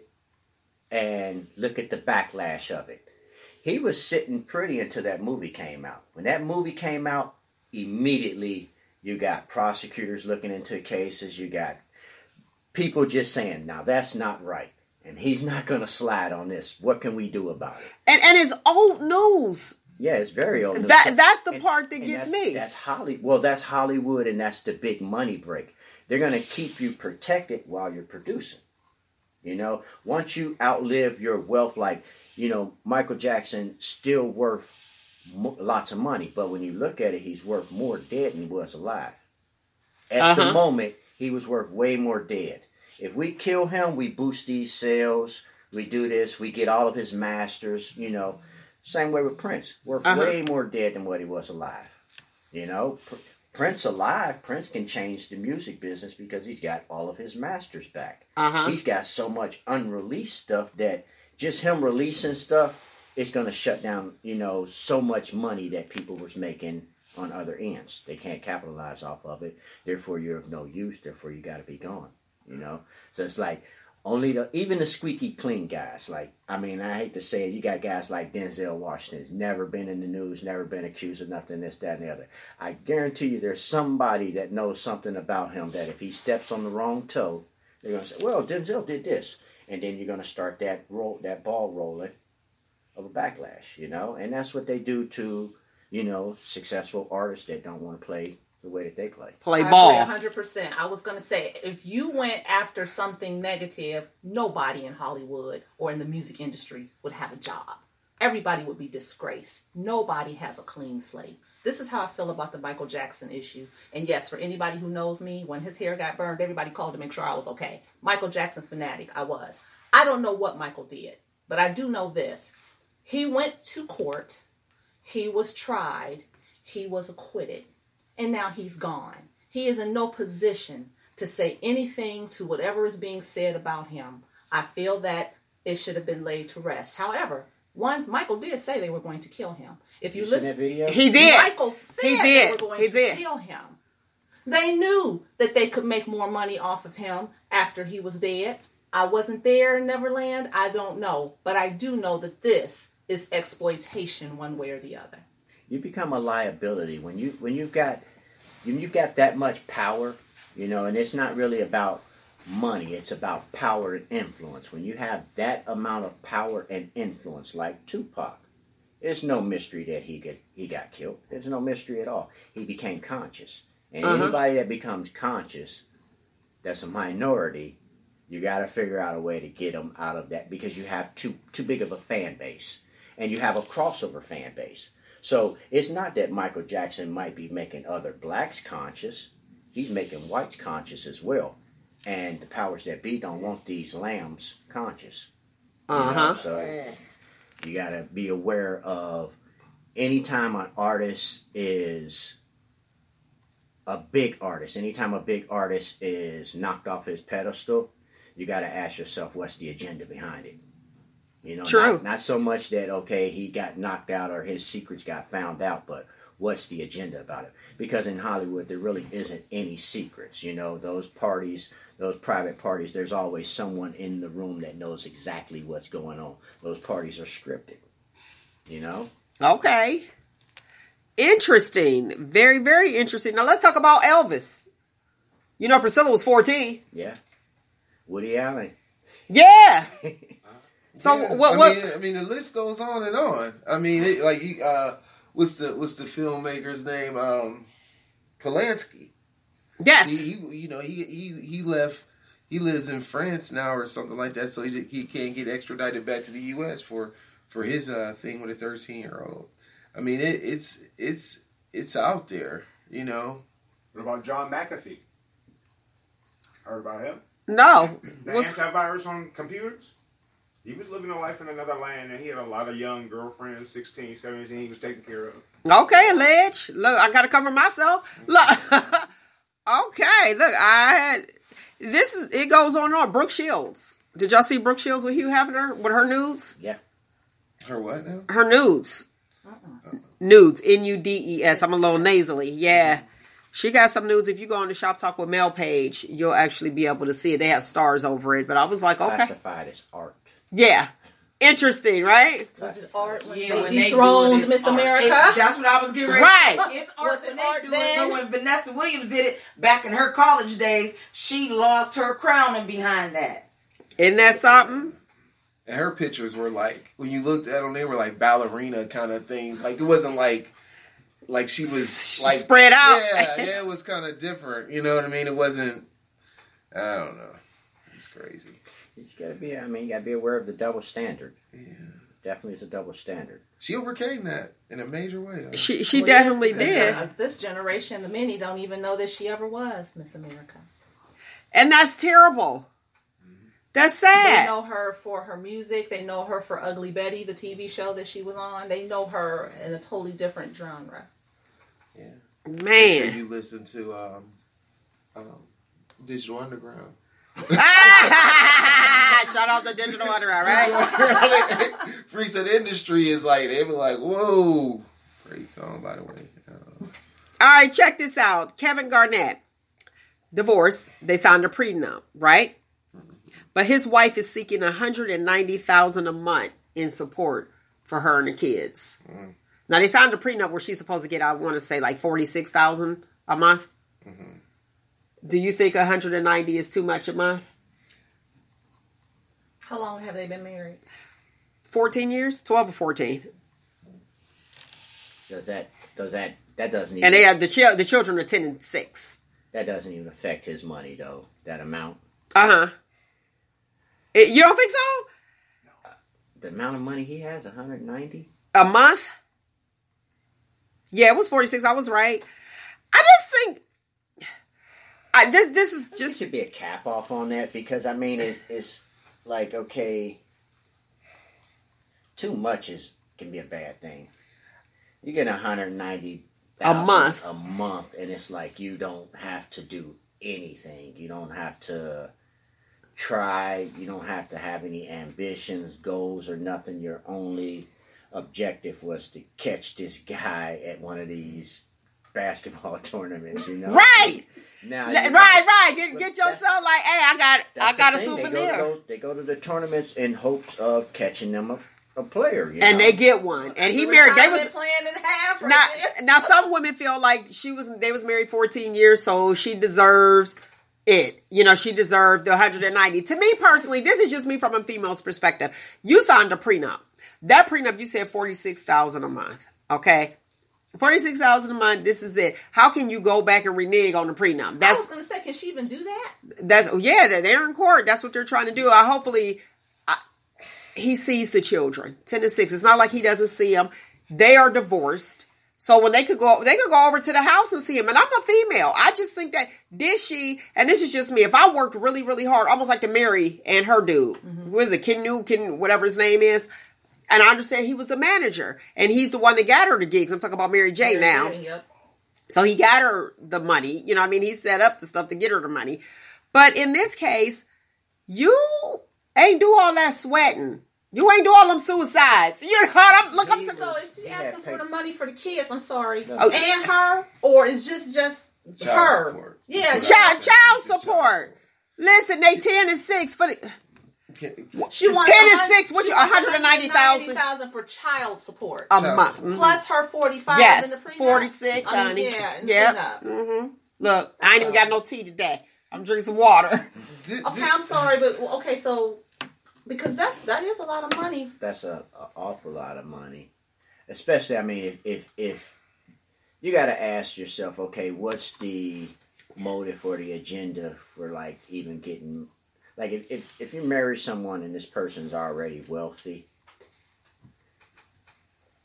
you got to ask yourself, okay, $190,000, that's like ridiculous. That's like you set yourself up to get shoot in to get that amount of money, and you did what you had to do to secure that position. She secured that bag, didn't she? She had two of them. You know, and then once things ain't going well for you, or the first hiccup, you're in a position to where you can't lose if you get a divorce. You can't possibly lose if you're married to somebody. If he comes in and you don't like the way his face looks that day, and you just decide like, I want a divorce. You can't lose. You know what I mean? Especially if she signed the prenup, so she was getting $46,000 a month anyway. The thing for me is that why is it in all of these cases that the woman is always put in a position of getting the support? Why can't he just raise his own kids? He got them obviously. Right. He got the money to do it. Why can't he just be why can't he? If it was me, I'd be suing for custody. You would think it'd be the 50-50 mutual type thing. If you're the father and you're better off to raise the child, you would get the child, and then you're like, okay, we need to talk about what you're going to do to support the kids because they're obviously better off with me.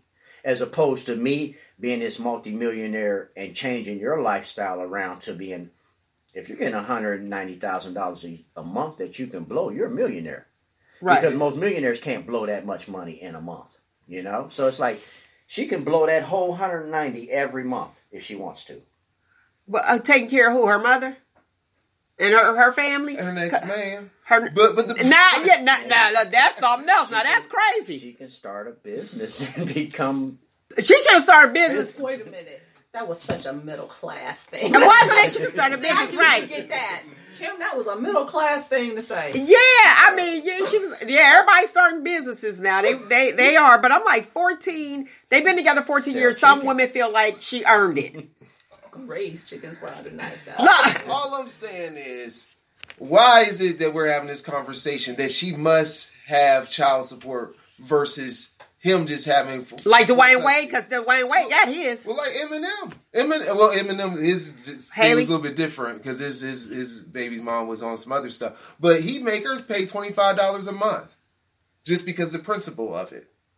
Yeah. Okay, so now that's good. I ain't mad. Let me ask this question though. So let's say on the lower end of the financial scale, don't they look at spousal income as a means to determine child support? Yes. Is it just news because he's a multimillionaire? Or should we just look at the fact that there are two people getting a divorce? But she's not working. So they look at but that happens on lower level financial situations too. I think sometimes we get distracted by how the money is made by looking at the actual situation. You have two people getting a divorce. Now, to me, you have the prenup. So I'm stuck on that. How do you even get to fight the prenup? You signed it. And unless you were under the influence, how would you fight that? But then, let's say there was child support. That's how. Okay, so then let's go to that. In any other court, you're going to look at the income available and determine what the child support and the spousal support is going to be. So does it matter that he's a multimillionaire, famous athlete? Or do we look at the fact that there are two people who are dissolving their marriage? I would think that amount of child support is counterproductive to raising a stable person. You know what I mean? Like you got two kids, 190. So that's 180. That's $90,000 a month for each kid. So how much are they getting while their parents are together?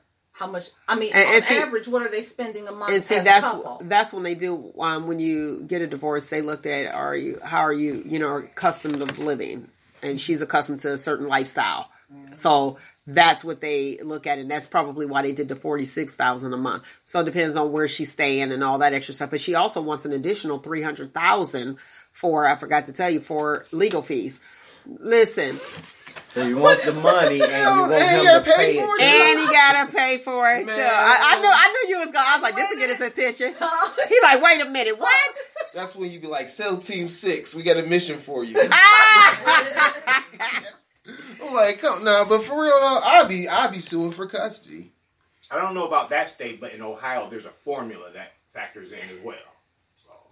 Yeah, there is, and it probably is. It probably is, but he making all of that money. But I want to, you want to say something, then we can move on to the next hot topic. I agree with Roogle. I'd go for the kids. Yeah, they say his net worth is $120 million. It is, but she don't need to be having. I'm a female. I think that's crazy because it is counterproductive. $190,000 a month, and see, I feel like this: the kids gonna go over with him, so they're not gonna want for anything anyway. So here you are, 40. I don't know. Anyway, that's just my thoughts. I'm fighting for my kids. Well, we know you are. That's all I'm saying. I can see that, but I see it the other way. They're living like that now. She's living like that now. Yeah, but how long is he required to pay? Like, is it like, okay, let's say it's like, okay. It's probably till they're 18 or 21. Like in Pennsylvania, and this was the one person I knew who got divorced there, the person had to pay alimony for 6 months. Oh. No, that I don't know if it. I don't know what they're That's a SEAL team. Yeah. I'm like, let's see what's going on with the prenup. How long? What's the length of alimony? What's it like? Okay, if you telling me I got to pay her $100,000 a year, a month for 5 years, then she got over like what is that? She almost got $6 million to be able to do whatever she got to do her thing. Yeah, she got some time. Like the prenup, I don't know how long if something were to happen, but if it were me, I'd be like 20. I'd be like 20 years, 46,000. But the kids, like I said, 6 and 10, so she has it until they go if they go to college. Was it up to 25 or something like that? Well, she shouldn't even get it to that point. She shouldn't? I don't think so. All right. Not in this situation. All right. Now listen, y'all remember the issue that happened in the D.C. area where the panhandler, the lady went to give money to the panhandler and they killed her? Well, y'all see. Lies. Yeah, it was all lies. Her name was Jacqueline Smith. The father, the husband, and the daughter set it up. So now they are in jail. Did you see that? Yeah. They are in jail. Now, his daughter is 28 years old, and the guy, Keith Smith, Jackie ended up marrying him, and he said, remember Oprah? Everybody kind of was like, oh my gosh, I'm going to think twice before I give panhandlers money. And I know the panhandlers was pissed off, like, y'all messing up our hustle out here. We up here begging, you know what I'm saying? And now people have to be careful, but it was a lie. What a disservice to people who really need help, though. Absolutely. So he and his daughter, they set it up. The husband and the daughter, they set it up. How you like that? Yep, in the Baltimore. I said DC, yeah, Baltimore, the DMV. Set it up where they actually had her killed. How about that? But why instead of just walking away? Well, they needed some money, and it had back 10 years ago. I had read where he robbed a few banks. Yeah, I did. Did you see that? He robbed a few banks. He found out his status was HIV positive. This is alleged. I read it. And after he found that out, he said he was behind on his bill. So that's why he robbed some banks. So I don't know if Jackie, look at me like I know her. I don't know if the late Jackie knew all this stuff with him. But it's just like, wow, you got to know who you know. You know, and she married him. And it makes me wonder, like, they said that he was positive beforehand. So I don't know. Did Jackie know he was positive? Interesting, right? Look, got a lot going on. Yeah. But I'm glad that the daughter and him gone. So he had custody of his daughter. And he was trying to, raise her too. But how? Like you said, that's a disservice on the other end. And he got fired from his job at FedEx. He worked at FedEx. So he got fired from his job at FedEx, and that's why he ended up robbing the bank, did some time in jail, and she met him, and I guess they had rehabilitated him to come up with another crime. So they concocted the entire story. Very sad. That's what I'm saying. Even the bums. Look, the bums can't find another occupation, bum. Because that's a lot of work sitting out there. 6 o'clock. 6 o'clock in the morning. They be out there, like in California, they be out there like 6 o'clock in the morning. Like 12-hour shift begging. I was like, oh, I'll just go clock in. I can't see it. Yeah, I'm just gonna clock in somewhere. I'm not gonna. A lot of them go home to condos and stuff like that. Absolutely. All the money that they get from panhandling. Isn't that something? Making money, begging. All they gotta do is just stand there. Driving around in Benzes and stuff like that. And you like, oh man, here you go. I can't with that. Interesting. It drives me crazy. You go to the gas station and it's like, it ain't like I'll give a veteran or somebody disabled, some money. But the thing is, you see a lot of guys up at these gas stations. They're 19, 20 years old, young, able-bodied, and they up there begging for change. I don't like. Where's the self-respect at? Where's your pride and ego at? Where is it? People don't care. People do not care anymore. How about that billionaire that went to go get surgery to get his penis enlarged and up here died? What? Oh, I missed this story. Yes. Oh, man. 65 years old, went to go get his penis enlarged, and he died. Isn't that sad?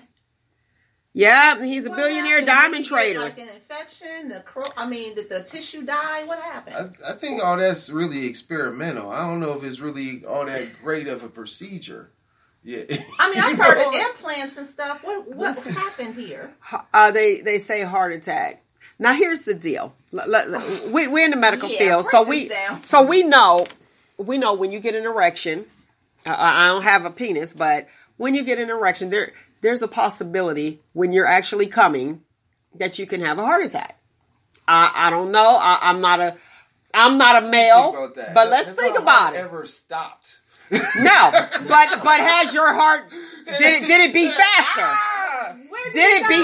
Yeah, he died in the clinic. He died during the operation. The male just falls over. Yeah. Think about it though. So tell me. All right, 1, 2, 3. We got 3 fellas in here. When you about to splurge, let's think about this. Does your heart beat faster? Yes or no? That's part of the process. Does your heart beat faster? Let the men answer. The answer, yes or no. Does your heart beat faster? Yes or no? Wait, I'll let you go ahead, but does your heart beat faster? Yes. But if you train your heart as an athlete, don't... Listen. So you got a strong heart. Now, if your heart is not 100%, think about it. You like this. Okay, here we go. Now... Follow me. Okay, we follow you. Follow me. I'm gonna make a sound. You started all of this. I started it. I ain't even got to do it. This is my male's medical moments right now. Right. Here's the deal. Okay, so y'all can envision this it being a headboard or whatever y'all wanted to do. But here's the heart.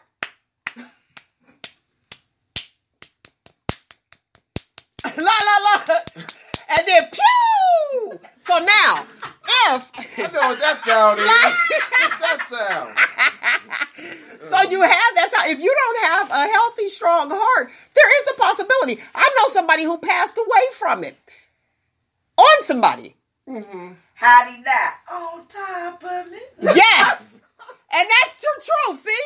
That's a line in the movie, but that's the truth. He didn't have surgery first? No. This is him having surgery, but I'm saying, not that particular person, but it happens. So what I'm saying is, you figure if it's an enlargement... Get migraine headaches from... orgasms. Yes. Splurging. Why? Because that blood is like, woo! You know what I'm saying? Y'all looking like, I don't know what to say. Look. Now y'all gonna be like, is Miss Punani to die for? That's what it's gonna be now. Now I'll be like, wait a minute. Hold on, I better start working out. Like Cliff said, he was like, you work it out, keep that heart strong, because there is a possibility that can occur. And not just for men, even females. And then you sit there, you be like, oh, I'm sweating, I'm working up a sweat. When you working out, they say that's the best, sex is the best exercise anyway, because you work all your muscles. Just imagine you working up a sweat, you sweat, you like, oh my gosh, you're like, I'm about to get this, and you push yourself even harder, and then bam. But go ahead. But in this scenario you're talking about, I don't know if it's the release that's causing a heart attack, as it may be the condition of the person's circulatory system. Yes, it is. it's a circulatory system, Okay. and that's it. So is this exercise? The release is the relaxation.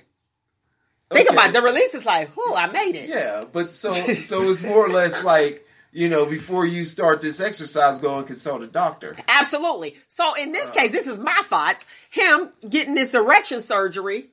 I'm thinking they trying to get him going. I don't know if he do your heart beat faster when you get a boner? When you get a boner, Can we keep it real? Can we shop talk? Like when you get erect, do your heart beat like this is it? A question like that takes me back to when I was a young lad. Yeah, go back to the young lad. Go back to the young lad. On the side of the garage. Go back to the young lad. Wow, you know what I mean? Yeah, let's go young lad. Let's go young lad. Because there's so much more involved in it. You know what I mean? Like, Okay, young lad. Let's go young lad. You might have am I allowed to say boner? Yes. I guess I said it. You may get aroused, but when you think about the things when you were in your youth that got you aroused, you're like, I like her or whatever, blah blah blah. You get all the a nice teacher, okay, nice looking teacher come back because I know that in school, how they say in the school they be like, oh, I'm not going to the desk because oh my gosh that teacher walked by and you hear that all the time. So does your heart palpitate? Like, do you get tachycardia? At that level, you don't have any control with the teacher thing. When you're in school and stuff, you don't have no control as a young male. So it just happens. Because you going through going through puberty. Yeah. Okay. He said the key word is control. Control. Okay, so you don't have no control. But do you remember your heart? Well, no, you don't have any control. Now, yes, I do. Right. I'm like, you don't got no control over your heart right now. Okay, because that's a voluntary muscle. But I'm saying, like. All right. Has any guy in here been in that? Maybe I'm the only one. Been in this situation where you find out that you find out that someone likes you that you didn't know liked you, and you kind of be surprised about it, and you like, holy, I'm excited about this. Now you may not get a boner off of hearing the words that she likes you, but the chance, the opportunity is there that causes just the whole. Excitement about being the one. Yeah, it does. But you know what? Look, you about to take me somewhere else. Look, since I got y'all here, you about to take me somewhere else. Have you ever been so excited that you can't perform? So excited that I can't perform. Look, meaning you so excited, like this is it. I'm about to do this. Boom, boom, boom, and they be like, oh my gosh, can you wake up? Wake up, dude. That is the worst and for a woman. For a woman. So I know it's the worst feeling for you. Oh, I can't recall. I can't recall that. You good? Yeah. Did you give a notice about this? Did we say parental guidance? We good. No, we good. We ain't say nothing derogatory, especially what's going on now. Yeah. We ain't say nothing too derogatory. But I want to say this about this man. He's a billionaire, so I'm thinking like. He still didn't have what he needed. Like he didn't have what he needed. He had $1 billion. He had $1 billion, but they say if you can't, the spice of life. Listen, he had $1 billion. So he had to be a millionaire if he is going to get this surgery. He had to be a millionaire to get the chicks. If that's what I'm looking at. There's one thing Cinderella has taught us is that you just find the perfect person to fit the slipper. Okay, I'm following you. I'm following you. He had opportunity. He had $1 billion. He has opportunity. Man, listen. She clearly still wasn't around. He needed to go buy it. And I guess he probably did it because like chicks buy booties. He like, okay, well let me go ahead and get my stuff done. And died. Nah, I don't know. The question is, why at 65? That's the time. That was his age. He decided why he decided he wanted a big thing at 65. He probably took about, let's go 50 years, and he was like, I can't keep nobody. She don't want me. Because if he had shoulders, I'm sorry, I don't care how much money you got. Head and shoulders, y'all. That's it. I'm like, and so, but I'm saying, I mean, like he could travel the world and find that special someone. Where? The globe is his. It's Young somewhere. Sound. You say Young Sound. Yeah, for a minute. I know some women that stick around for money and nothing else. And then cheat on them. Because he gonna get cheated on. Oh, he's gonna get cheated on. I know some women who don't mind sausages. I ain't that one, but How can you? I don't understand. I'm like, Well, I just think that the bigger question is like, why take the risk?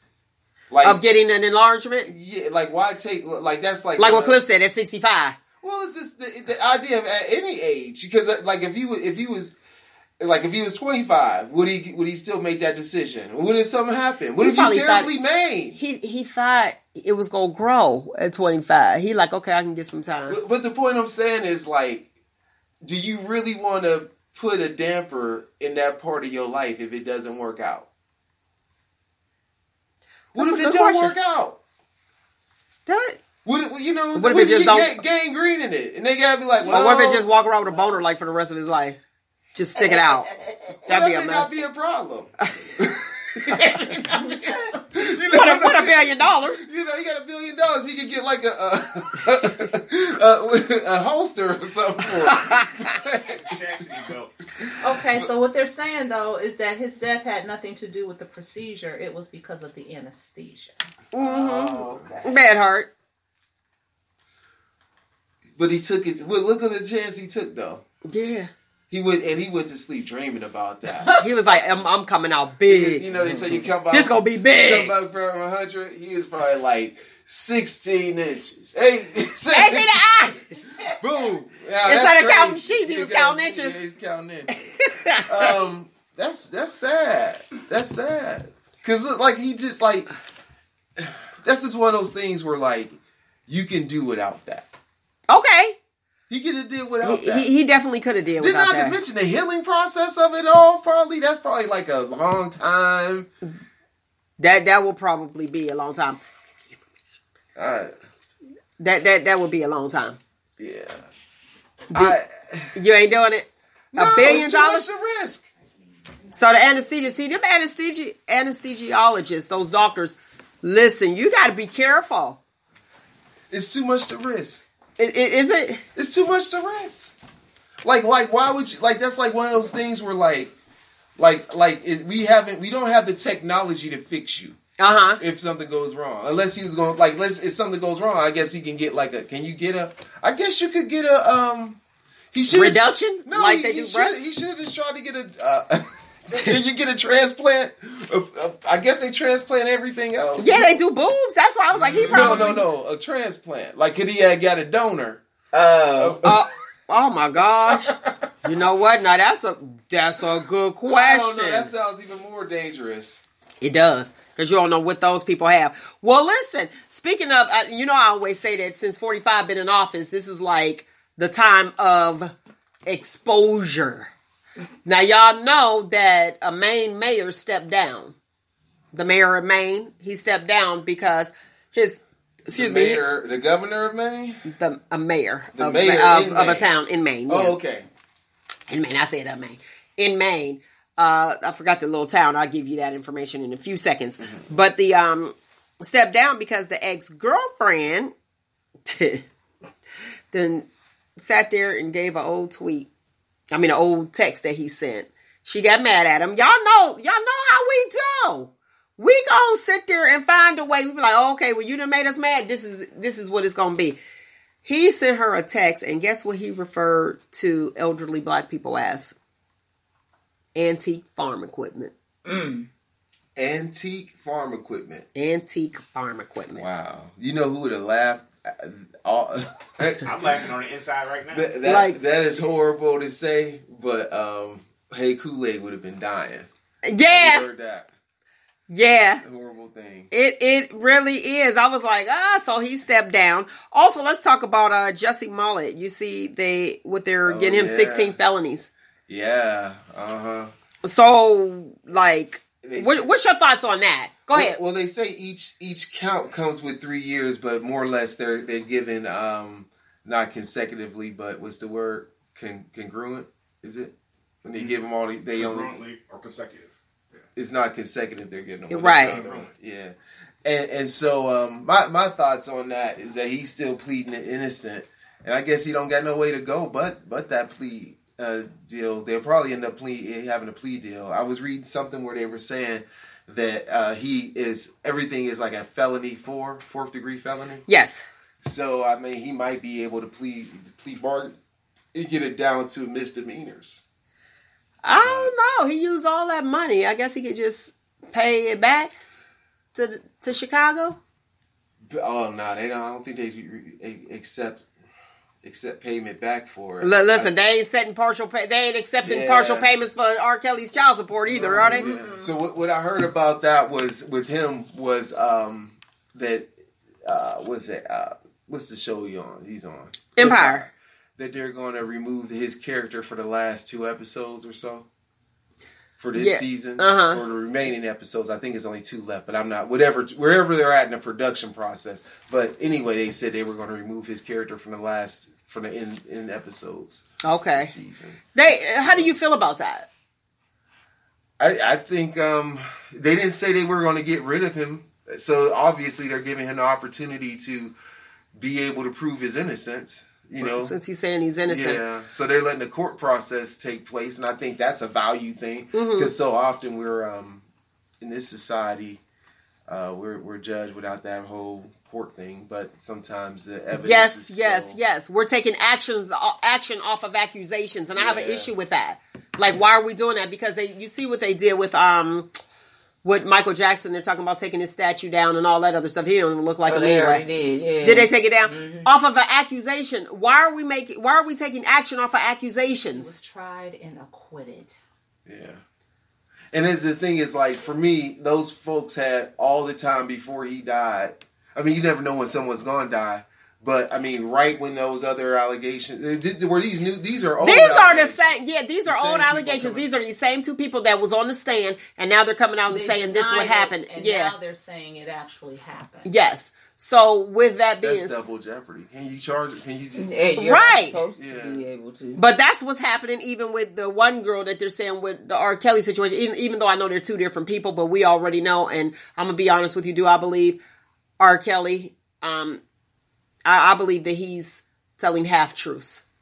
You know, I think that some of it is like extra, but it's a lot. But with Michael Jackson, I'm in a place where he was acquitted, just like Kim said. He was acquitted. It's over. But even with the Bill Cosby, but it's like, why are we doing them, but we're not doing the other people? You know what I mean? It's like, no, you're guilty. This is it. And we are the worst. We are the ones, let's be realistic here. We are the ones that are actually jumping on the bandwagon saying, nope, guilty. Here you go. You have some white folks that's doing it, but we're taking it back. Even with Bill Cosby, let's be realistic here. Instead of looking at the bigger picture, we're condemning what is a court of public opinion, but it's us that was like, out of all those people, he guilty. You know what I mean? Even, some of them were, most of them were like white anyway, but it was us that was like, all those people, you guilty. When that doesn't have to be the case, because I was still stuck on, he offered the woman some tea and some crumpets. She ain't want that. And he offered her ecstasy and she took it. And then you're trying to say he used his authority. No, she voluntarily did it. So he was thinking when he offered it. But it's like, give me a break. Go ahead. No. I think they're trying to blend 2 issues here. One very, very serious issue is child abuse. Absolutely. And that should be dealt with. And if you are being abused, but when you take these images of people who have already gotten past the mark of their accusation, how do we keep being able to and go back and retry and dig it back up? No one. But the priest is chilling. That right. No one here is saying, because we need to make that clear. No one is trying to justify or make excuses for what has been alleged. That is not the angle we're taking here. The angle we're taking here is, in the absence of proof, in the absence of the ability to defend yourself with these accusations, how do we as America allow this to keep digging up over and over again? Let's be clear about what we are addressing, because it is very serious to be abused. It is very serious to be the victim, but it is just as serious to live in a country where you can be acquitted of something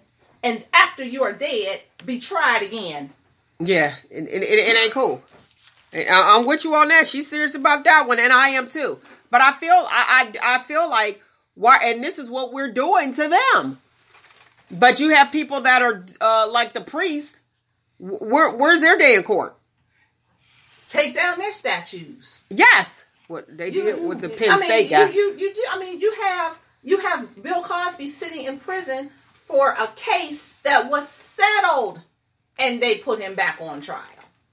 Yeah, what's that about? And those were grown women who voluntarily went to go see a married man. Voluntarily, back in those days, taking the flower power and all that. Voluntarily took those drugs. So how are you now going to say he raped you? He didn't force your hand. He offered and you took it. Right. So to me, that right there was just wrong. But it also goes back to the power that he had and what he was trying to accomplish. This man was trying to buy a whole network. Michael Jackson wasn't he trying to buy a network too, or trying to get something going on? Prince, the same thing. Once we start getting the power and start doing things, they don't like it. And then next thing you know, it is some trumped up charges or you dead. That's when the reminders come out that you're black. And instead of creating this type of controversy, take these funds, take your celebrity, take your spotlight, and tell us about the organizations that you have created for those who have been abused, where cases have been proven. Don't give me a documentary and taint images and one-sided this conflict. Take that money and put it to use for people. If you have been abused and you have not had the opportunity to see that day in court, then take those resources and help those who are still going through it. Take those resources for advocacy. Take those resources and put them towards something that everyone can benefit from. Because who benefits from this? If one thing you're telling people to tell, and on the other hand, you're telling they'll be persecuted if you do. Let's get past that and then address how to support the people who actually had to deal with it. Right. And you know what? That's my soapbox. Okay. Now, Kwai did say that, when you're doing film, you can make it. You can make people believe what you want them to believe. It's the way you shoot it. But I think I'm with you on that because it's one-sided. And the Jacksons spoke up and they said that they didn't contact them. And it's like, how do somebody that's dead and gone, and then you say, okay, this occurred. And look how long he's been dead. Why didn't you bring it up when he first died? Yeah, because they're older now, so they could have said it when they were older. They had the opportunity in the court where they were safe to say what the truth and was. when they were kids. Yeah, when they were kids and they said no, and then now they're saying yes. You know. All right, let's talk about Illinois. Let's talk about what's allegedly going on in Illinois, where they they say, are trying to make a felony to record the you cannot record. It's a felony if you record the cops without their consent. How you feel about that? They're never going to consent. Ever, because a lot of them are dirty and they don't want. That's how they caught on a lot of stuff. Exactly. You without yours. Exactly. Absolutely. I think it's a First Amendment issue. I think if someone challenged it, it would. Freedom of press. Right. You know now, what I mean? So freedom of press, freedom of speech. So if I'm in a situation and I want to record an event, what's wrong with that? So if the police, why don't you want me to record it? Yeah. Why don't you? Talking about without their consent. I just feel getting off, even though they are recorded. Right, but them being recorded, you're able to see exactly what's going on. So without their consent, I think that's nut city. Now, if you click on that link on the Shop Talk with Mel Facebook page, it'll take you to like a petition to sign, where it's like, we got all this other stuff that they're distracting us with while 45 making decisions and everybody else making these decisions. I think we need to focus on what's really important and pay attention. And I'm not saying that, just like what Kim said, yes, child abuse is important. Not okay with it. But you're going back. People were acquitted on things and you're going back. Come on, man. Come on. Well, my thoughts are, who is making that rule? Did the mayor make that rule? Did city council make that rule? Who made that rule? And I'm sure someone is challenging it. Let's see. In most states, it is completely legal to record police when they are on duty. It's a basic right that keeps the government accountable. But Illinois just passed a vague law that discourages people from recording interactions with police by making it a felony in certain situations, adding jail time if a person eavesdrops on a police officer. This could be a dangerous trend unless we stop it now. So there's a petition. So is there? I don't know why you said Illinois. I just automatically thought Chicago. Yeah. So this is their state representatives. This is a state law. Mm-hmm. So their governor and all that people is in. Right. So there's a petition out there, and it says we have the First Amendment right to record interactions with law enforcement and government officials. Don't make Illinois a constitution-free zone. So we got to do what we have to do. Now, speaking of like your council person and all that, you hear what's on the table in Youngstown, Ohio now, right? No. Now, I praise the fire department because they did their stuff and worked. I mean, they worked it out. Last week we was cold. This week we like, hey, it's hotter than the mug in here, okay? Heat on 80. But now the fire department is on the table right now where they're wanting to be paid for their services. I did see that. Now. We need paid for their services. Paid for their services. We already paying as taxpayers. But anytime they come out, they want to be paid for their services. So we already paying as a taxpayer. Mm-hmm. But, so, wouldn't that be considered double dipping? Mm-hmm. Unless they do like different like townships like Bezetta, they have volunteer firefighters. But what do you want? If you want us, either you want us to pay you as a taxpayer because that's where we are because they're on the ballot, or pay you every time you come out. They want us to pay every time they come out. That's what's on the table right now. The issue is that it's a public service. Yes. If it was a private organization, then that would be a little bit different, I guess. But I don't know. So what, if you don't pay, they just gonna let your house burn down? That's what it sounds like. Are they gonna bill you? I mean, like, to me, I think that's on the table right now, so y'all need to know. I mean, how do you, are they going to put it based off of like, for example, you come to a place where there's a suspected fire, but there's no fire. So what is that, like $100? I mean, it's on the table. Per gallon? It's being presented, so we don't know. If I may interject, go ahead. A former union president, I believe it's a move for Youngstown firefighters to actually get paid what they deserve to get paid, because if we don't know this, they're on a 10-year tier, and you start at $25,000 a year, they're going to put your life on the line, they're going to save other people. Well, here's the thing. Now, you have a bewildered look, but that's your occupational choice. Like, you know what I mean? You chose to do that. Let's be real, because even where I work, I know I'm in danger every day I walk through those gates, but I chose. That was my career choice. But then so that's just my thoughts. Go ahead. A deeper question for me then is that if I'm paying you for an additional service, can I hold you liable for what I may believe maybe only a quarter of my house should have burned down instead of it being a total loss? You know what I mean? Right. Maybe like, I don't know how much freedom that gives them in saying, hey, don't send anybody in that building because now I'm paying you to put out my fire. That would be an issue. I don't know. Let me read what's here, okay? Youngstown City Council members say more talks are needed before moving forward with billing for fire services. Youngstown Fire Chief Barry Finley proposed the idea to council and asked to start using Fire Recovery USA, a company that would bill insurance companies whenever the department provides emergency and non-emergency services. Now, what if there's a time or a place where people don't have insurance? So your insurance company that's in. So are you talking about like if I like sometimes a person get like instead of EMT coming, fire truck comes. Are you talking about things like that? That's what I'm guessing. I don't think there's enough information given out, honestly. Let me finish. Finley says this would be a way to generate money for the fire department and that it's already being used all over the country. So everybody else's last year, through some rough numbers with the hazmat calls and the accidents and stuff on the freeways that we left a little over $250,000 on the table that we as a city could have billed for and got back. So they're talking about as far as like insurances. What's your thoughts on that? As we got a little deeper. I don't know. Because like part of me is like, well, if it's the EMT, they're going to charge you. You know what I mean? Yeah, they do. They charge insurance. That's why they be like, don't call that ambulance. But how many fires are you going to have? Because you're going to be like, don't call them. Mm-hmm. I was going to say, this sounds like a safety issue to me.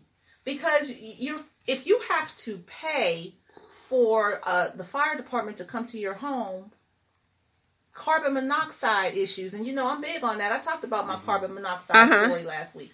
At what, you think you smell gas, but I'm not going to call because if it's not gas, then I still have to pay. And if it is gas, I got to pay and still call the furnace people. I mean, you start to think in the midst of a emergent situation. Who does that? I do feel, however, that people should be paid a comparable salary. Are there other options to make them feel that they're, being compensated for what they do? I mean, it sounds like there's almost two issues here. Do they just want to raise? Is there no way for the money to get to them? What exactly is the concern here? Well, one of the things I would bring up, though, is just because more revenue is being brought in, how are those dollars going to be earmarked? Exactly. Okay. Because you can say, oh, this is going to bring in more money, and then like we had a situation where the city has the payback of like $5 point something million because it didn't use sanitation dollars right or something. So are they going to say, well, this is a way for us to make up that gap, or this is a way for us to do this or that? You know what I mean? So until I would know how that money would be used, I think that would be one of the questions for me. How will you use this new money that's coming in? And why this option? There's just a lot of questions. Okay. Now, look, since we're talking local, I just want to know this, if you guys heard, because word to the curb is that the CEO spent some extra money and he was supposed to be getting paid from the state and we ain't got no dough. Y'all heard anything about that? Yeah. As far as with the school? I know quite a bit about it. well, yeah, because I'm confused. I'm like, well, what's going on? One issue is that, he is a state employee. He is the employee of the state. So early on when he came to Youngstown, there was a resolution signed by the board that the board would not take any responsibility for his for paying him to do his job. We weren't paying for it. So what ended up happening was there was some sort of reimbursement system that kind of came about when he had full total operational and managerial control. So therefore, he had to make the decision not to get those funds from the state that should have paid him. So therefore, what ended up happening was the state said, well, it's the school district's fault that this reimbursement process didn't happen earlier or whatever, these funds are out there. The issue here is that the person who has total operational and managerial control is the CEO, who's a state employee. If it wasn't done, he didn't do it. Therefore, you didn't do it. You know what I mean? So it's like this whole thing with we're going to blame the district, but the district is the CEO because he has full control. Okay. So why didn't he do what was necessary to be done? Why didn't he manage those dollars properly? So the dollars are taken from the district. The dollars, as far as from a resolution that the board signed, the dollars should have never been taken from the district. He should have been paid directly from the state. Upon him coming here, he probably went about 6 weeks without getting paid because the Board of Education made a resolution that they would not pay, that no funds to pay the CEO's salary would come from the school district. So they created this reimbursement process once he had total operational control. And then when he did that, he didn't follow through with doing the reimbursements. But since maybe he was never going to do it to begin with. Who knows? He made it not. Because the thing is, it was like someone had said, well, why didn't they know? Because the thing is, when you look at the budget, you see $50 million salaries. You don't see a breakdown of everybody's salary. Oh, it's just all come together now? Yeah. When you get the reports, okay, you just see the breakdown of where these items are on the budget and what's being spent. You don't see every individual person. You don't see 1,000 people's what they make and all that kind of stuff. Okay. You see the overview of it, and so you can't, especially after a resolution is being passed, and this is the thing that was supposed to happen. He had total control to make sure that happened, and he didn't do that. The other thing is that when he inherited the district, there was a $23 million surplus. Okay. Now there is only $10 million of that money that exists in surplus. So the district has done worse since he's taken over. I mean, it's not. This is, if you look at the state report cards, you can see the difference between 15, 16, 17, 18. You can see the difference. The issue is that if you spend $13 million extra dollars, where are the services to represent that spending? Where is the equipment to represent that spending? And the grade doesn't show. Where are the results? Yes, I'm like, the grades are not exactly exhibiting. You know, so I mean, like, you know, and that's the thing is, like, so it wasn't identified of like what was brought about to spend those things. Like, there were buses purchased where the plan originally was to replace 2 buses a year. He replaced 6 or 7 or something like that immediately instead. You know, like he did things where it was like, it doesn't, like, for example, all the buses are new that are bought, but if a bus only has a life of 5 years, why would you make an investment to buy all your buses in 1 year? You don't do that. You stagger your purchases, so you have a long, you know, so your fleet stays longer. You know, so that's been some of the thing too, is that like a lot of the spending in the district has been really focused on a lot of high end people that have really not made real progress in directing the workforce. If they, you know, because the issue is this: if kids aren't doing well in class, then put the money into the classroom. In the 2015-16 school year, the district was spending 63.4% of the budget in the classroom. And even at that point, the district was like 47th out of 48 in comparison as the size and how much they spent. He said that he was going to spend more in the classroom. In his first year, he spent 59.8% in the classroom, which was $4.5 million less money that he spent in the classroom. The year after that, he spent $1 million less than he spent before.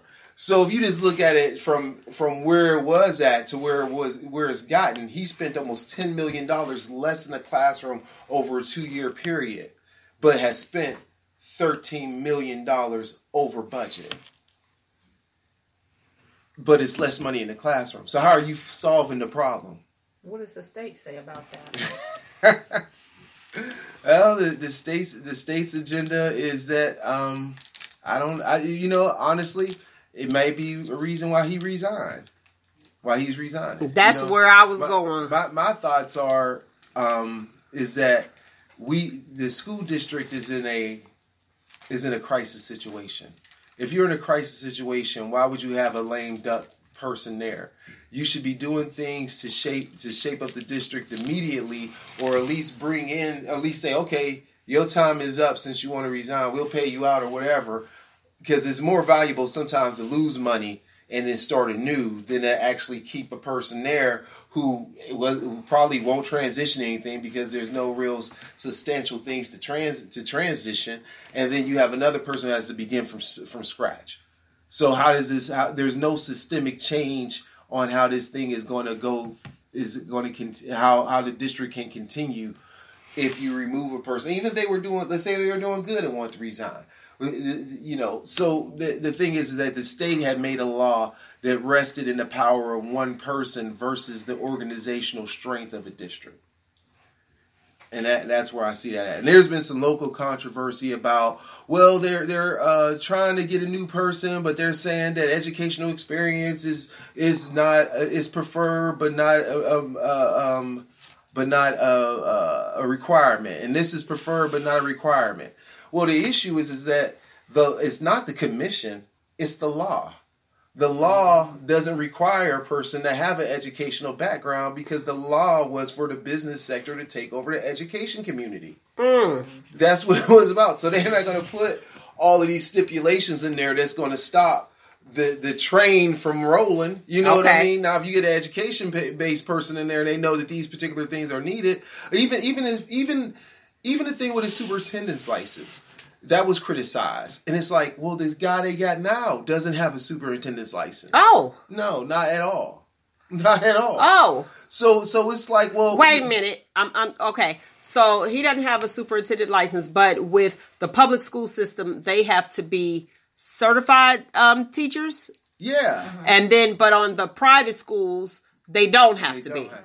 But this, so you have a higher standard with the public school system, but who's running the public school system don't have a certification by law, by that law of HB 70. So the issue with that is that if y'all remember, there was an issue with the Board of Education wanting to hire a certain superintendent, and they didn't allow that to happen. Well, why does the superintendent need to be hired? Because you have to have the state licensure in order to do things under the law. But he's not licensed. Exactly. And the CEO doesn't need to have that, but you still need to have a superintendent in place if your CEO doesn't have that requirement.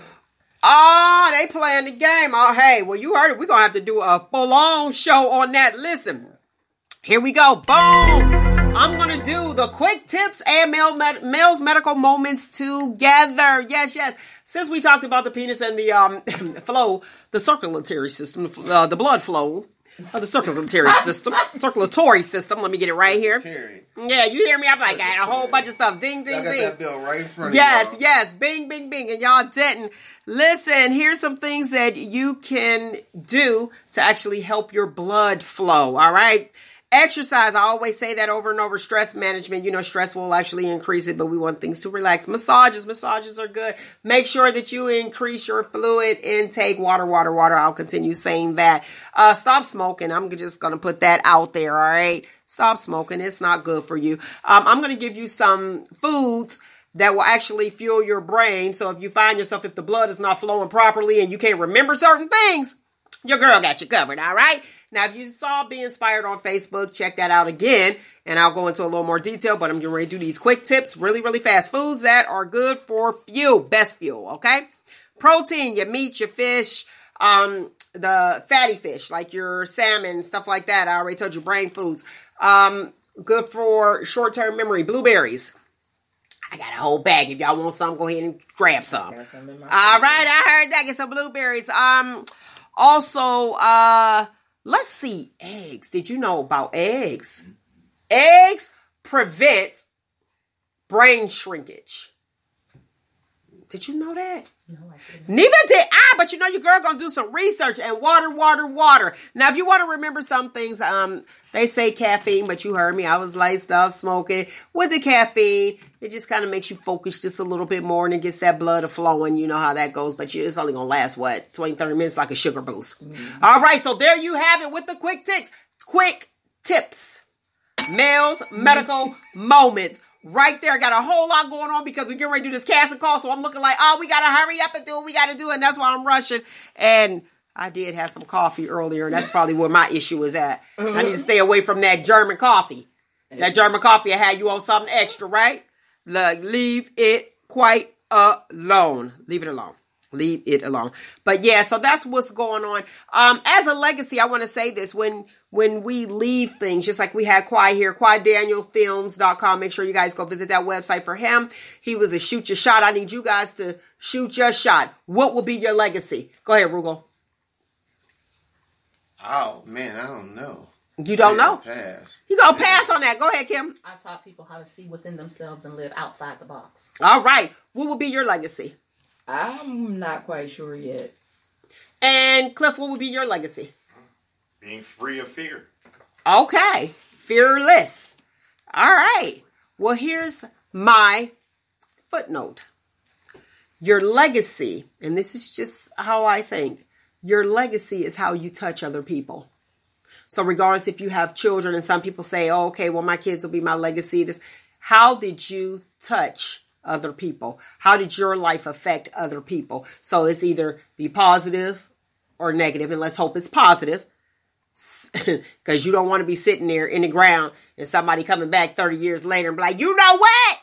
We ain't gonna do that. Revisiting that, be like, she did this and that. She bullied me. Come on, people. Let's do what we need to do. Let's find ourselves. Let's embrace ourselves, and let's love ourselves, all right? And be positive. Positive people prosper. I told you guys, and I'll tell you again, remember the 5 Ps if you don't remember them.